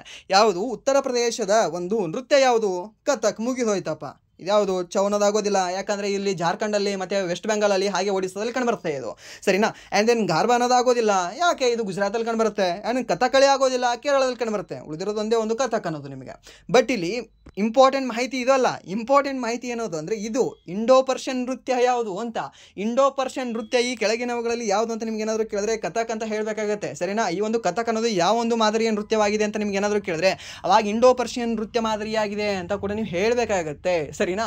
ಸೊ ಈ ರೀತಿಯ ಪ್ರಶ್ನೆಗಳಲ್ಲಿ ಒಂದು ಆನ್ಸರ್ ಇದನ್ನು ಹುದುಗಿರುತ್ತೆ, ಅದನ್ನು ನೀವು ಇದನ್ನು ಸ್ವಲ್ಪ ಹೆಕ್ಕಿ ನೀವು ಇಟ್ಕೊಳ್ಬೇಕು. ಆ್ಯಂಡ್ ನೆಕ್ಸ್ಟ್ ಪ್ರಶ್ನೆ ಏನಿದೆ ಅಂದರೆ ಸರ್ಕಾರಕ್ಕೆ ಸಲಹೆ ನೀಡಲು ನೀತಿ ಆಯೋಗ ಎಂಬ ಯಾವ ಚಾವಡಿಯನ್ನು ಸ್ಥಾಪಿಸಲಾಗಿದೆ ಅಂತ ಕೇಳಿದಾನೆ. ಯಾವ ಚಾವಡಿ? ಚಿಂತಕರ ಚಾವಡಿ ಅಂತಲೇ ಹೇಳ್ತೀವಿ, ಥಿಂಕ್ ಟ್ಯಾಂಕ್ ಕಮಿಟಿ ಅಂತಲೇ ಹೇಳ್ತೀವಿ. ಇಂಗ್ಲೀಷಲ್ಲಿ ಕೇಳಿದ್ರೆ ಥಿಂಕ್ ಟ್ಯಾಂಕ್ ಕಮಿಟಿ, ಕನ್ನಡದಲ್ಲಿ ಕೇಳಿದ್ರೆ ನೀತಿ ಚಿಂತಕರ ಚಾವಡಿ ಅಂತ ಹೇಳ್ತೀವಿ, ಸರಿನಾ. ಯಾವುದು? ನೀತಿ ಚಿಂತಕರ ಚಾವಡಿ. ಸೊ ಅದನ್ನು ಸ್ಥಾಪನೆ ಮಾಡಲಾಗಿದೆ. ಯಾವಾಗ ಸ್ಥಾಪನೆ ಮಾಡಲಾಗಿದೆ? 2015 ಜನವರಿ 1ನೇ ತಾರೀಕಿನಂದು, ಸರಿನಾ. ಯಾವಾಗ? ಜನವರಿ 1ನೇ ತಾರೀಕಿನಂದು ಈ ಒಂದು ನೀತಿ ಆಯೋಗ ಸ್ಥಾಪನೆ ಮಾಡಲಾಗ್ತದೆ. ಯಾವುದರ ಬದಲಾಗಿ ಇದನ್ನು ಸ್ಥಾಪನೆ ಮಾಡಲಾಗ್ತದೆ? ಯೋಜನಾ ಆಯೋಗದ ಬದಲಾಗಿ ಇದನ್ನು ಸ್ಥಾಪನೆ ಮಾಡಲಾಗ್ತದೆ. ಯಾವುದರ ಬದಲಾಗಿ? ಯೋಜನಾ ಆಯೋಗದ ಬದಲಾಗಿ. ಹಾಗಾದರೆ ಯೋಜನಾ ಆಯೋಗ ಯಾವಾಗ ರದ್ದು ಮಾಡಿದ್ರು? ಏನಿಲ್ಲ, ಆಗಸ್ಟ್ 13, 2014ನೇ ತಾರೀಕಿನಂದು ಈ ಒಂದು ಯೋಜನಾ ಆಯೋಗ ರದ್ದು ಮಾಡ್ತಾರೆ, ಸರಿನಾ. ಅದು ಕೂಡ ನಿಮಗೆ ಡೇಟ್ ಗೊತ್ತಿರಲಿ ಕೇಳ್ತೇನೆ ನಿಮಗೆ. ಆ್ಯಂಡ್ ದೆನ್ ಧಾರ್ಮಿಕ ಚಿಂತಕರ ಆಗೋದಿಲ್ಲಲ್ಲ, ಸೊ ಇವು ಕೂಡ ಆಗೋದಿಲ್ಲ. ಇಲ್ಲಿ ನಿಮಗೆ ಏನಾದರೂ ಡೌಟ್ ಬಂದರೆ ಇದು ಒಂದು ಬರ್ಬೋದು, ನೈತಿಕ ಚಿಂತಕರ ಅಂತ. ನೈತಿಕ ಅನೈತಿಕ ಅಂತ ಅಲ್ಲಿ ಏನೂ ಕೂಡ ಇಲ್ಲ, ಜಸ್ಟ್ ಏನಂದರೆ ನೀತಿ ಚಿಂತಕರ ಚಾವಡಿ ಅಂತ ಕಂಡುಬರುತ್ತೆ. ಆ್ಯಂಡ್ ದೆನ್ ನೆಕ್ಸ್ಟ್ ಪ್ರಶ್ನೆ ಏನಿದೆ ಅಂದರೆ ಯಾವ ವರ್ಷದಲ್ಲಿ ಅಮೃತ್ಸರ್ ಒಪ್ಪಂದಕ್ಕೆ ಸಹಿ ಹಾಕಲಾಗಿದೆ ಅಂತ ಕೇಳಿದ್ದಾನೆ, ಸರಿನಾ. ಯಾವ ವರ್ಷದಲ್ಲಿ ಈ ಒಂದು ಅಮೃತ್ಸರ್ ಒಪ್ಪಂದಕ್ಕೆ ಸಹಿ ಹಾಕ್ತಾರೆ ರೀ? ಯಾವಾಗ ಹಾಕ್ತಾರೆ? ಯಾರು ಹಾಕ್ತಾರೆ? ರಂಜಿತ್ ಸಿಂಗ್, ಸಿಖ್ನ ದೊರೆ ರಂಜಿತ್ ಸಿಂಗ್ ಅಲ್ವಾ. ಸೊ ಆ ರಂಜಿತ್ ಸಿಂಗ್ ಏನು ಮಾಡ್ತಾರೆ ಅಂದರೆ ಈ 1809ರಲ್ಲಿ ಅಮೃತ್ಸರ್ ಒಪ್ಪಂದಕ್ಕೆ ಸಹಿ ಹಾಕ್ತಾರೆ. ಯಾರ್ಯಾರ ಮಧ್ಯೆ ಈ ಒಂದು ಅಮೃತ್ಸರ್ ಒಪ್ಪಂದ ನಡೀತದೆ ಅಂತ ನೋಡೋದಾದರೆ ಈ ಒಂದು ರಂಜಿತ್ ಸಿಂಗ್ ಅವರು ಹಾಗೆ ಈಸ್ಟ್ ಇಂಡಿಯಾ ಕಂಪನಿಯ ಮಧ್ಯೆ ಈ ಒಂದು ಅಮೃತ್ಸರ್ ಒಪ್ಪಂದ ನಡೀತದೆ. ನೆನ್ಪಿಟ್ಕೊಳ್ಳಿ, ಕೇಳ್ತಾನೆ. ಈ ಪ್ರಶ್ನೆ ರಿಪೀಟೆಡ್ ಆಗಿರ್ತಕ್ಕಂಥ ಪ್ರಶ್ನೆ. ಹಿಸ್ಟ್ರಿಯಲ್ಲಿ ನಾವು ಏನು ಓದಬೇಕು ಏನಿಲ್ಲ, ಇವಾಗ ಸೆಂಟ್ರಲ್ ಗೌರ್ಮೆಂಟ್ ಹಿಸ್ಟ್ರಿ ಏನು ಓದಬೇಕು ಅಂತ ಕೇಳ್ತಿರ್ತೀರ ಅಲ್ವಾ. ಒಬ್ಬರು ಮೇಡಮ್ ನನಗೆ ಕೇಳಿದರು, ಸೊ ಮೆಸೇಜ್ ಹಾಕಿದರು, ಕಮೆಂಟ್ ಮಾಡಿದರು. ಸೊ ಅವ್ರು ಏನು ಅಂತಂದರೆ ಸೆಂಟ್ರಲ್ ಗೌರ್ಮೆಂಟ್ಗೆ ಯಾವ ಹಿಸ್ಟ್ರಿ ಬುಕ್ ಓದಬೇಕು ಅಂತ, ಸರಿನಾ. ಸೊ ಅವರಿಗೂ ಕೂಡ ಇದು ಹೇಳಿದಾಗುತ್ತೆ, ಹಾಗೆ ನಿಮಗೂ ಕೂಡ ಹೇಳಿದಾಗುತ್ತೆ. ಏನಿಲ್ಲ, ಈ ಸೆಂಟ್ರಲ್ ಗೌರ್ಮೆಂಟಲ್ಲಿ ನೀವು ಫಸ್ಟ್ ಈ NCERT ಏನು ಬುಕ್ ಇದೆ ಅಲ್ವಾ, NCERT ನಾನು ಕನ್ನಡ ಹೇಳ್ತಾ ಇಲ್ಲ, NCERT ಇಂಗ್ಲೀಷ್ ಬುಕ್. NCERT ನಿಮಗೆ ಇಂಗ್ಲೀಷಲ್ಲಿ ಕಂಡುಬರುತ್ತೆ ಬುಕ್, ಸರಿನಾ. ಒರಿಜಿನಲ್ NCERT ಇರೋದು ನಿಮಗೆ ಇಂಗ್ಲೀಷಲ್ಲಿ. ಸೊ ಆ NCERT ಇಂಗ್ಲೀಷಲ್ಲಿರೋ ಹಿಸ್ಟ್ರಿನ ಓದ್ಕೊಳ್ಳಿ. ಹಿಸ್ಟ್ರಿಯಲ್ಲಿ ನಿಮಗೆ ಎಲ್ಲವೂ ಕೂಡ ಕವರ್ ಆಗಿದೆ, A to Z ಕವರ್ ಆಗಿದೆ. ಇಫ್ ನಿಮ್ಗೆ ಏನಾದರೂ ಇಂಗ್ಲೀಷಲ್ಲಿ ಓದೋಕ್ಕೆ ನಿಮ್ಗೆ ಆಗಲಿಲ್ಲ ಅಂತಂದರೆ ನಮ್ಮ ಕರ್ನಾಟಕದ ಏನು DCERT ಇದೆ ಅಲ್ವಾ, ಆ ಒಂದು ಸಿಲೆಬಸ್ಸಲ್ಲಿ ಏನು ಹಿಸ್ಟ್ರಿ ಇದೆ ಅಲ್ವಾ, ಆ ಹಿಸ್ಟ್ರಿನ ಓದ್ಕೊಳ್ಳಿ ಎಲ್ಲವೂ ಕೂಡ. ಬಟ್ ನಮ್ಮ ಕರ್ನಾಟಕದ ಏನಿದೆ ಅಲ್ವಾ ಅದನ್ನು ಸ್ಕಿಪ್ ಮಾಡ್ಕೊಳ್ಳಿ, ಯಾಕಂದರೆ ನಿಮಗೆ ಟೈಮ್ ವೇಸ್ಟ್ ಆಗುತ್ತೆ ಅಲ್ಲಿ. ಆ್ಯಂಡ್ ದೆನ್ ಇನ್ನೊಂದು ಈ ಸೆಕೆಂಡ್ PUC ಹಿಸ್ಟ್ರಿ ಏನಿದೆ ಅಲ್ವಾ, ಸೆಕೆಂಡ್ PUC ಹಿಸ್ಟ್ರಿ ಭಾರತದ ಇತಿಹಾಸ ಅಂತ ಬುಕ್ ಇದೆ ನಿಮಗೆ ಸೆಕೆಂಡ್ PUCಯಲ್ಲಿ, ಸರಿನಾ.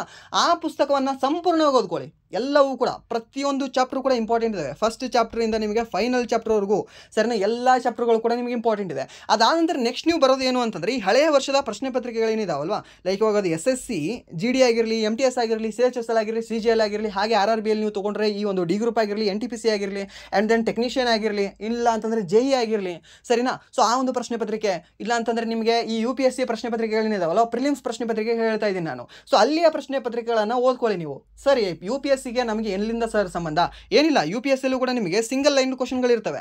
ಏನಿಲ್ಲ, ನಿಮಗೆ ಅಲ್ಲಿ ಹೇಳಿಕೆಯಲ್ಲಿ ಇರ್ತವೆ. ಹೇಳಿಕೆಯಲ್ಲಿ ಏನಾದರೂ ಒಂದು ಕ್ವಶನಲ್ಲಿ ನಿಮಗೆ ಒಂದು 4 ಹೇಳಿಕೆ ಕೊಟ್ಟಿದ್ರೆ 3 ಹೇಳಿಕೆ ಏನಾದರೂ ರೈಟ್ ಇದ್ವಾ, ಓಕೆ, 3 ಹೇಳಿಕೆಗಳನ್ನ ಓದ್ಕೊಳ್ಳಿ. ನಿಮಗೆ ಥಿಯರಿ ಓದ್ದಾಗೆ ಆಗಿಬಿಡುತ್ತೆ ಅದು, ಸರಿನಾ. ನಿಜವಾಗ್ಲೂ ಯೂಸ್ಫುಲ್ ಆಗುತ್ತೆ. ಇನ್ನೊಂದು ಏನಂದರೆ ಹಳೆಯ ಈ ಒಂದು ಹಿಸ್ಟ್ರಿ ಕ್ವಶನ್ಗಳನ್ನು ಸಾಲ್ವ್ ಮಾಡಿ. ಮೀನ್ಸ್ ಇದೇ ಒಂದು ಕ್ವಶನ್ ಪೇಪರ್ಗಳಿಂದ ಸಾಲ್ವ್ ಮಾಡಿಕೊಂಡು ಒಂದು ನಿಮಗೆ ಈ ಚಿಕ್ಕ ಪುಟ್ಟ ಕ್ವಶನ್ ರೀತಿ ನೀವು ಏನಾದ್ರು ಬರ್ಕೊಂಡು ಒಂದು ಕೈ ಇಟ್ಕೊಂಡ್ಬಿಡಿ, ಸರಿನಾ. ಸೊ ಅದು ನಿಮಗೆ ಯೂಸ್ಫುಲ್ ಆಗುತ್ತೆ. ಯಾಕೆಂದರೆ ಒಂದೇ ಒಂದು ಬುಕ್ಕಲ್ಲಿ, ನಮ್ಮ ಕನ್ನಡ ಬುಕ್ಕಲ್ಲಿ ನಾನು ಹೇಳ್ತಾ ಇದ್ದೀನಿ, ಕನ್ನಡ ಬುಕ್ಕಲ್ಲಿ ಸೆಂಟ್ರಲ್ ಗೌರ್ಮೆಂಟ್ ರಿಲೇಟೆಡ್, ಸೆಂಟ್ರಲ್ ಗೌರ್ಮೆಂಟ್ಗೆ ಅದೆಲ್ಲವೂ ಕೂಡ ಒಂದೇ ಬುಕ್ಕಲ್ಲಿ ಸಿಗುತ್ತೆ. ಅಂದರೆ ನಮ್ಮ ಕರ್ನಾಟಕದಲ್ಲಿ ಯಾವುದು ಕೂಡ ಆ ರೀತಿ ಬುಕ್ ಇಲ್ಲ, ಸರಿನಾ. ಸೊ ಆ ಥರ ಬುಕ್ ಇದ್ದರೆ ಅದು ಹೇಗಿದೆ ಅಂದರೆ KS ರಿಲೇಟೆಡ್ ಇದೆ, KS ರಿಲೇಟೆಡ್ ಬುಕ್ಗಳಿದ್ದಾವೆ. ಸರ್ ಇಲ್ಲ ಸರ್ ನೀವೆಲ್ಲ ಕನ್ನಡಕ್ಕೆ ಹಾಗೆ ಇದನ್ನು ಮಾಡ್ತಿದ್ದೀರಾ? ನಾನು ಇರೋದನ್ನು ಹೇಳ್ತಾ ಇದ್ದೀನಿ. ಸೊ ಅದೆಲ್ಲವೂ ಕೂಡ ಇದ್ದರೆ ನಿಮಗೆ ಈ ಒಂದು ಕರ್ನಾಟಕ ಹಿಸ್ಟ್ರಿಗೆ ಲಿಂಕ್ ಮಾಡ್ಕೊಂಡು ಬರೆದದ್ದು ಬುಕ್ಗಳಿದ್ದಾವೆ ಎಲ್ಲವೂ ಕೂಡ, ಸರಿನಾ. ಸೊ ಆ ರೀತಿ ಕಂಬೈನ್ ಮಾಡಿರೋ ಬುಕ್ಗಳಿದ್ದಾವೆ. ಸೊ ನಿಮಗೆ ಅದು ಟೈಮ್ ವೇಸ್ಟ್ ಮಾಡಿಸುತ್ತೆ ಜಾಸ್ತಿ. ಸೊ ಅದಕ್ಕೆ ಏನು ಮಾಡ್ಕೊಳ್ಳಿ, ಜಸ್ಟ್ ಇದೇನೋ ಕ್ವಶನ್ ಪೇಪರು ಅದಾದರೆ ಒಂದು NCERT ಬುಕ್ಗಳನ್ನು ನೀವು ಗೋತ್ರು ಮಾಡ್ಕೊಳ್ಳಿ. ಸೊ ಅಲ್ಲಿ ನಿಮಗೆ ಎಲ್ಲವೂ ಕೂಡ ಮಾಹಿತಿ ಸಿಗುತ್ತೆ, ಸರಿನಾ. ಆ್ಯಂಡ್ ದೆನ್ ನೆಕ್ಸ್ಟ್ ಪ್ರಶ್ನೆ ಏನಿದೆ ಅಂತ ನೋಡೋದಾದರೆ ಭಾರತದಲ್ಲಿ ಅನುಚ್ಛೇದ 333ರ ನಿಬಂಧನೆಗಳನ್ನು ಒಳಪಟ್ಟಂತೆ ಪ್ರತಿ ರಾಜ್ಯದ ವಿಧಾನಸಭೆಯ ಸದಸ್ಯರ ಸಂಖ್ಯೆಯು ಎಷ್ಟು ಮೀರದಂತಿರಬೇಕು ಅಂತ ಕೇಳಿದ್ದಾನೆ, ಸರಿನಾ. ಸೊ ಇಲ್ಲಿಯೂ ಕೂಡ ಇದರ ಕ್ವಶನಲ್ಲಿ ಒಂದು ಮಾಹಿತಿ ಇದೆ. ಅಂದರೆ ಈ ಒಂದು ವಿಧಾನಸಭೆಯ ಗರಿಷ್ಠ ಸಂಖ್ಯೆ ಅಥವಾ ಕನಿಷ್ಠ ಸಂಖ್ಯೆಯನ್ನು ಯಾವ ಒಂದು ವಿಧಿಯಲ್ಲಿ ಹೇಳಲ್ಪಟ್ಟಿದೆ ಅಂತ ನಿಮಗೆ ಕೇಳ್ಬೋದು. ಅವಾಗ ಹೇಳಬೇಕಾಗುತ್ತೆ 333 333 ಸರಿನಾ 333ನೇ ಒಂದು ವಿಧಿಯಲ್ಲಿ ಹೇಳಲ್ಪಟ್ಟಿದೆ ಅಂತ ನೀವು ಹೇಳಬೇಕಾಗತ್ತೆ ಸರಿನಾ. ಎಷ್ಟಿರಬೇಕು ಗರಿಷ್ಠ ಹಾಗೆ ಎಷ್ಟಿರಬೇಕು ಕನಿಷ್ಠ ಅಂತ ಕೇಳಿದ್ರೆ ಗರಿಷ್ಠ ಇರೋದು ನಿಮಗೆ 500 ಹಾಗೆ ಕನಿಷ್ಠ ಇರೋದು ನಿಮಗೆ 60 ಇರಲೇಬೇಕು. ವಿಧಾನಸಭೆ ಇದೆ ಅಂತಂದರೆ ಅಲ್ಲಿ ಕನಿಷ್ಠ ಏನಿಲ್ಲ ಅಂದರೂ 60 ಜನ ಇರಲೇಬೇಕು. ಗರಿಷ್ಠ ಏನಾದರೂ ಹೋಗಿದ್ದಾರೆ ಅಂದರೆ 500 ಜನನೇ ಅಲ್ಲಿ MLAಗಳಿರಬೇಕು ಅಂತ ಹೇಳ್ತದೆ ಸರಿನಾ. ಯಾವೊಂದು ವಿಧಿ 3333 ವಿಧಿ ಸರಿನಾ. ಯಾವುದು 333ನೇ ವಿಧಿ ಹೇಳ್ತದೆ ವಿಧಾನಸಭೆಯಲ್ಲಿ ಭಾರತದ ಯಾವುದೇ ಒಂದು ವಿಧಾನಸಭೆಯಲ್ಲಿ 60ಕ್ಕಿಂತ ಕಡಿಮೆ ಇರಬಾರ್ದು ಹಾಗೆ 500ಕ್ಕಿಂತ ಜಾಸ್ತಿ ಇರಬಾರ್ದು ಅಂತ. ಸರ್ ಏನಿಲ್ಲ ಸರ್ ಗೋವಾದಲ್ಲಿ ನೋಡಿದ್ದೀನಿ ಗೋವಾದಲ್ಲಿ ಕಡಿಮೆ ಇದೆಯಲ್ಲ ಸರ್, ಸಿಕ್ಕಿಮಲ್ಲಿ ನೋಡಿದ್ದೀನಿ ಸಿಕ್ಕಿಮಲ್ಲಿ ಕಡಿಮೆ ಇದೆಯಲ್ಲ ಸರ್. ಹೌದು, ಕೆಲವೊಂದು ಪ್ರದೇಶಗಳಿಗೆ ಕೆಲವೊಂದು ರಾಜ್ಯಗಳಿಗೆ ಮೀಸಲಾತಿ ಇದೆ. ಆ ಥರ ವಿಶೇಷ ಮೀಸಲಾತಿ ಓದಿದ್ರಲ್ವಾ 371A BCDEFGHIJ ಅಲ್ವಾ. ಸೊ ಆ ರೀತಿ ಒಂದು ವಿಶೇಷ ಮೀಸಲಾತಿ ಕೊಟ್ಟಿದ್ದಾರೆ, ಅಲ್ಲಿ ಕೆಲವೊಂದಕ್ಕೆ ನಡೀತವೆ. ಬಟ್ ನಮ್ಮ ಕರ್ನಾಟಕ ಅಂತ ರಾಜ್ಯಗಳಿಗೆ ನಡೆಯೋದಿಲ್ಲ ಸರಿನಾ. ಗೊತ್ತಿರೋ ಕೇಳಬಹುದು ನಿಮಗೆ. ಆ್ಯಂಡ್ ದೆನ್ ನೆಕ್ಸ್ಟ್ ಪ್ರಶ್ನೆ ಏನಿದೆ ಅಂತ ನೋಡೋದಾದರೆ ಈ ಕೆಳಗಿನ ಯಾವ ಪದವು ಕ್ರಿಕೆಟ್ಗೆ ಸಂಬಂಧಿಸಿಲ್ಲ ಅಂತ ಕೇಳಿದ್ದಾನೆ ಸರಿನಾ. ಯಾವ ಪದ ಕ್ರಿಕೆಟ್ಗೆ ಸಂಬಂಧಿಸಿಲ್ಲ? ಈಗಲ್ ಸಂಬಂಧಿಸಿದೆ, ಗೂಗ್ಲಿ ಸಂಬಂಧಿಸಿದೆ ಸರಿನಾ. ಈಗಲ್ ಅನ್ನೋದು ಈ ಒಂದು ಕ್ರಿಕೆಟ್ಗೆ ಸಂಬಂಧ ಹೊಂದಿಲ್ಲ. ಹಾಗಾದರೆ ಈಗಲ್ ಎದಕ್ಕೆ ಸಂಬಂಧ ಹೊಂದಿದೆ? ಬೇಕಲ್ಲ, ಗಾಲ್ಫ್ ಕ್ರೀಡೆಗೆ ಸಂಬಂಧ ಹೊಂದಿರತಕ್ಕಂಥ ಒಂದು ಪದ ಯಾವುದು ಅಂದರೆ ಈ ಒಂದು ಈಗಲ್ ಅನ್ನೋದು ಸರಿನಾ. ಹಾಗಾದರೆ ಬಾಸ್ಕೆಟ್ ಅನ್ನೋದು ಯಾವುದಕ್ಕೆ? ಬಾಸ್ಕೆಟ್ ಬಾಲ್ಗೆ ಸಿಂಪಲ್ ಆಗಿ. ಬಟ್ ಇದನ್ನು ನೆನ್ಪಿಟ್ಕೊಳ್ಳಿ ಯಾವುದು ಅಂದರೆ ಈ ಒಂದು ಈಗಲ್ ಅನ್ನುವ ಪದ ಗಾಲ್ಫ್ಗೆ ಸಂಬಂಧ ಹೊಂದಿದೆ. ಸೊ ಹಾಗಾದರೆ ಎರಡು ಕೂಡ ಅಲ್ಲ. ಸೊ ಆಪ್ಷನ್ 2 ಕೂಡ ಇರಬಾರ್ದಲ್ಲ. ಸಂಬಂಧಿಸಿಲ್ಲ. ಓಕೆ, 1 ಮತ್ತು 2 ಕೂಡ ಸಂಬಂಧಿಸಿಲ್ಲ ಸರಿನಾ. ಸೊ 2 ಕೂಡ ಸಂಬಂಧಿಸಿಲ್ಲ, 1 ಮತ್ತು 2 ಕೂಡ ಸಂಬಂಧಿಸಿಲ್ಲ ಸರಿನಾ. ನೆನ್ಪಿಟ್ಕೊಳ್ಳಿ ಕೇಳ್ತಾನೆ ನಿಮಗೆ. ಆ್ಯಂಡ್ ದೆನ್ ನೆಕ್ಸ್ಟ್ ಪ್ರಶ್ನೆ ಏನಿದೆ ಅಂದರೆ ಅಲುಪ್ಪುಳದ ಸಮೀಪ ಪ್ರತಿ ವರ್ಷ ಆಗಸ್ಟ್ ತಿಂಗಳ 2ನೇ ಶನಿವಾರದಂದು ನಡೆಯುವ ನೆಹರು ಟ್ರೋಫಿಯು ಡ್ಯಾಶ್ ವಿಭಾಗದ ಅತ್ಯಂತ ಸ್ಪರ್ಧಾತ್ಮಕ ಮತ್ತು ಜನಪ್ರಿಯ ಸ್ಪರ್ಧೆಯಾಗಿದೆ ಅಂತ ಕೇಳಿದಾನೆ. ಅಲುಪ್ಪುಳ ಎಲ್ಲಿ ಕಂಡುಬರುತ್ತೆ ಸರ್? ಕೇರಳದಲ್ಲಿ ಕಂಡುಬರುತ್ತೆ. ಹೋಗಿದ್ದೀರಾ ಯಾರಾದರೂ? ಚೆನ್ನಾಗಿದೆ, ಹೋಗಿ ಬನ್ನಿ ಅಲುಪ್ಪುಳ ಸರಿನಾ. ಅದು ಅಲ್ಲಿಯ ಒಂದು ಸಮೀಪ ಒಂದು ನೆಹರು ಟ್ರೋಫಿ ನಡೀತಾ. ಆ ನೆಹರು ಟ್ರೋಫಿ ಎದಕ್ಕೆ ಸಂಬಂಧ ಹೊಂದಿದೆ ಅಂತ? ಕುದುರೆ ರೇಸ್ಗಿದೆಯಾ? ರೇಸ್ ಇಲ್ಲ, ರೇಸ್ ಕೋರ್ಸ್ ಇಲ್ಲ. ಅದು ಅಂದರೆ ಬಾಸ್ಕೆಟ್ ಬಾಲು ಕೂಡ ಅಲ್ಲ, ಬ್ಯಾಡ್ಮಿಂಟನ್ ಕೂಡ ಅಲ್ಲ. ಅಲ್ಲಿ ಫೇಮಸ್ ಇರೋದು ಯಾವುದು ಅಂದರೆ ದೋಣಿ ರೇಸ್ ಸರಿನಾ. ಈ ಒಂದು ದೋಣಿ ರೇಸ್ ಈ ಒಂದು ಕೇರಳದಲ್ಲಿ ಫೇಮಸ್ ಇದೆ. ಆ ದೋಣಿ ರೇಸಲ್ಲಿ ಒಂದು ಕಪ್ಪಿದೆ. ಯಾವುದು ಅಂದರೆ ಆ ದೋಣಿ ರೇಸ್ಗೆ ನೆಹರು ಟ್ರೋಫಿ ಅಂತ ಒಂದು ಕಪ್ಪಿದೆ ಸರಿನಾ. ನೆಹರು ಟ್ರೋಫಿ ಎದಕ್ಕೆ ಸಂಬಂಧ ಹೊಂದಿದೆ ಅಂತ ನಿಮ್ಗೆ ಕೇಳ್ಬೋದು. ಈ ಒಂದು ದೋಣಿ ರೇಸ್ಗೆ ಸಂಬಂಧ ಹೊಂದಿದೆ. ಸೊ ಅದು ಎಲ್ಲಿ ನಡೀತದೆ ಅಂತ ನೋಡಿದ್ರೆ ಈ ಒಂದು ಅಲುಪ್ಪುಳದ ಸಮೀಪ ನಡೀತದೆ. ಯಾವ ಒಂದು ತಿಂಗಳಲ್ಲಿ ನಡೀತದೆ? ಪ್ರತಿ ವರ್ಷ ಆಗಸ್ಟ್ ತಿಂಗಳ 2ನೇ ಶನಿವಾರದಂದು ನಡೀತದೆ ಸರಿನಾ. ಈ ವರ್ಷವೂ ಕೂಡ ಆಗಸ್ಟ್ ತಿಂಗಳ 2ನೇ ಶನಿವಾರ. ನ್ಯೂಸ್ನ ಆನ್ ಮಾಡ್ಕೊಳ್ಬೇಡಿ. ನ್ಯೂಸಲ್ಲಿ ಎಲ್ಲವೂ ಕೂಡ ಫುಲ್ ಬಕ್ವಾಸ್ ಇದೆ. ಸ್ಪೆಷಲಿ ಏನು ಬ್ರಾಡ್ಕಾಸ್ಟಿಂಗ್ ನ್ಯೂಸ್ ಇದಾವಲ್ವ, ಚಾನಲ್ ಇದಾವಲ್ವ, ಸ್ಯಾಟಲೈಟ್ ಚಾನಲ್ ಅಂತ ಹೇಳ್ತೀವಿ, ಎಲ್ಲವೂ ಕೂಡ ಫುಲ್ ಬಕ್ವಾಸ್ ಇದಾವೆ. ನೋಡೋಕ್ಕೆ ಹೋಗಬೇಡಿ. ಸುಮ್ಮನೆ ಚಂದನ್ ಟಿವಿ ನೋಡೋದಾದ್ರೆ ಬೆಸ್ಟ್ ಅಂತ ಹೇಳ್ತೀನಿ ಸರಿನಾ. ಇಲ್ಲಾಂದರೆ ನ್ಯೂಸ್ ಪೇಪರ್ ಓದ್ಕೊಳ್ಳಿ. ಬಟ್ ಈ ಕೇರಳದು ಕೆಲವೊಂದು ಚಾನಲ್ಗಳಿರ್ತವೆ, ಸ್ಪೋರ್ಟ್ಸ್ ಚಾನಲ್ಗಳು. ಸೊ ಆ ಸ್ಪೋರ್ಟ್ಸ್ ಚಾನಲ್ಗಳನ್ನ ನೋಡ್ಕೊಳ್ಳಿ, ಚೆನ್ನಾಗಿರುತ್ತೆ ಸರಿನಾ. ಸೊ ಇಂಡೋನೇಷ್ಯಾದ ಒಂದು ಹುಡುಗ ಫುಲ್ ವೈರಲ್ ಆಯ್ತಲ್ಲ, ಆ ಹುಡುಗ ಆ ದೇಶದ ಒಂದು ಏನೋ ಕೊಟ್ಟಿದ್ದಾರೆ, ಆ ಹುಡುಗನಿಗೆ ರಾಯಭಾರಿನೇ ಏನೋ ಮಾಡಿದ್ದಾರೆ. ಸೊ ಆ ರೀತಿ ನೀವು ಕೂಡ ಹೋಗಿ ಆಡೋದಾದರೆ ಆಡ್ಬನ್ನಿ. ಆ್ಯಂಡ್ ದೆನ್ ನೆಕ್ಸ್ಟ್ ಪ್ರಶ್ನೆ ಏನಿದೆ ಅಂದರೆ ಈ ಕೆಳಗಿನ ಯಾವುದು ಭಾರತೀಯ ರಿಸರ್ವ್ ಬ್ಯಾಂಕಿನ ಕರ್ತವ್ಯವಾಗಿದೆ ಅಂತ ಕೇಳಿದಾನೆ. ಏನೇನು ಕರ್ತವ್ಯವಾಗಿದೆ? ಕರೆನ್ಸಿ ವಿತರಣೆ. ಹೌದು, ನನ್ನ ಹತ್ರ ಇವಾಗ ನನ್ನ ಜೇಬಲ್ಲಿ ಇವಾಗ 10 ರೂಪಾಯಿ ಇದ್ದಾವೆ. ಸೊ ಆ ಒಂದು 10 ರೂಪಾಯಿ ವಿತರಣೆ ಮಾಡಿದವರು ಯಾರು ಅಂದರೆ RBI ಅವರು ಸರಿನಾ. ಆ್ಯಂಡ್ ದೆನ್ ಸಾಲಗಾರನ ಕೊನೆಯ ಆಸರೆ ಲೆಂಡರ್ಸ್ ಲಾಸ್ಟ್ ರೆಸಾರ್ಟ್ ಅಂತ ಹೇಳ್ತೀವಿ ನಾವು ಯಾವುದನ್ನು? ಈ ಒಂದು RBIನ ಸರಿನಾ. ಸೊ ಅತಿ ಲಾಸ್ಟ್ಗೆ ಯಾರ ಹತ್ರ ಬರುತ್ತೆ ರೀ? ಯಾರಿಂದ ನಮಗೆ ದುಡ್ಡು ಬರುತ್ತೆ? ಇವಾಗ ಏನಾದರೂ ನೀವು ಸಾಲ ತೊಗೊಳ್ಬೇಕು ಅಂತ ಇದ್ದರೆ ಅವನ ಕೊನೆಯ ಆಸರೆ ಯಾರು? ಊರಲ್ಲಿ ಗೌಡನ ಹತ್ರ ತೊಗೊಳ್ತೀರಾ, ಅವನ ಹತ್ರ ತೊಗೊಳ್ತೀರಾ, ಇವನ ಹತ್ರ ತೊಗೊಳ್ತೀರಾ, ನಿಮ್ಮ ಅಣ್ಣನ ಹತ್ರ ತೊಗೊಳ್ತೀರಾ, ತಮ್ಮನ ಹತ್ರ ತೊಗೊಳ್ತೀರಾ, ರಿಲೇಷನ್ ಹತ್ರ ತೊಗೊಳ್ತೀರಾ? ಅದು ಯಾವ ಕೂಡ ಇದ್ರೇನು ವ್ಯಾಲಿಡ್ ಸಾಲ ಅಲ್ಲ, ಅಫಿಷಿಯಲ್ ಸಾಲ ಅಂತಲ್ಲ. ನೀವು ಬ್ಯಾಂಕಲ್ಲಿ ತೊಗೊಳ್ತೀರಾ, ಯಾವುದೋ ಒಂದು ಬ್ಯಾಂಕಲ್ಲಿ ತೊಗೊಳ್ತೀರಾ ಅಂತ ಅಂದ್ಕೊಳ್ಳಿ. ಯಾವ ಬ್ಯಾಂಕಲ್ಲಿ ತೊಗೊಳ್ತೀರಾ?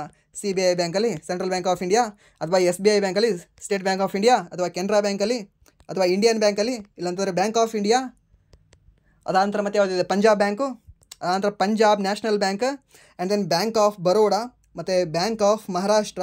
ಇವೆಲ್ಲವೂ ಕೂಡ ನ್ಯಾಷನಲೈಸ್ಡ್ ಬ್ಯಾಂಕ್. ನೆನ್ಪಿಟ್ಕೊಳ್ಳಿ, ಯಾವ್ದು ನ್ಯಾಷನಲೈಸ್ಡ್ ಬ್ಯಾಂಕ್ ಅಲ್ಲ ಅಂತ ಕೇಳ್ತಾನೆ ಸರಿನಾ. ಸೊ ಎಲ್ಲವೂ ಕೂಡ ನ್ಯಾಷನಲೈಸ್ಡ್ ಬ್ಯಾಂಕ್ ಇದಾವೆ. ಟೋಟಲ್ ಎಷ್ಟಿದಾವೆ? 12 ಇದಾವೆ. ಸೊ ಇವು ಯಾವುದಾದ್ರೂ ಒಂದು ಬ್ಯಾಂಕಲ್ಲಿ ನೀವು ಸಾಲ ತೊಗೊಳ್ತೀರಾ ಅಂತ ಅಂದ್ಕೊಳ್ಳಿ. ಅವ್ರು ಎಲ್ಲಿಂದ ಸಾಲ ತೊಗೊಳ್ತಾರೆ? ಅಂತಿಮವಾಗಿ ಎಲ್ಲಿಂದ ತೊಗೊಳ್ತಾರೆ?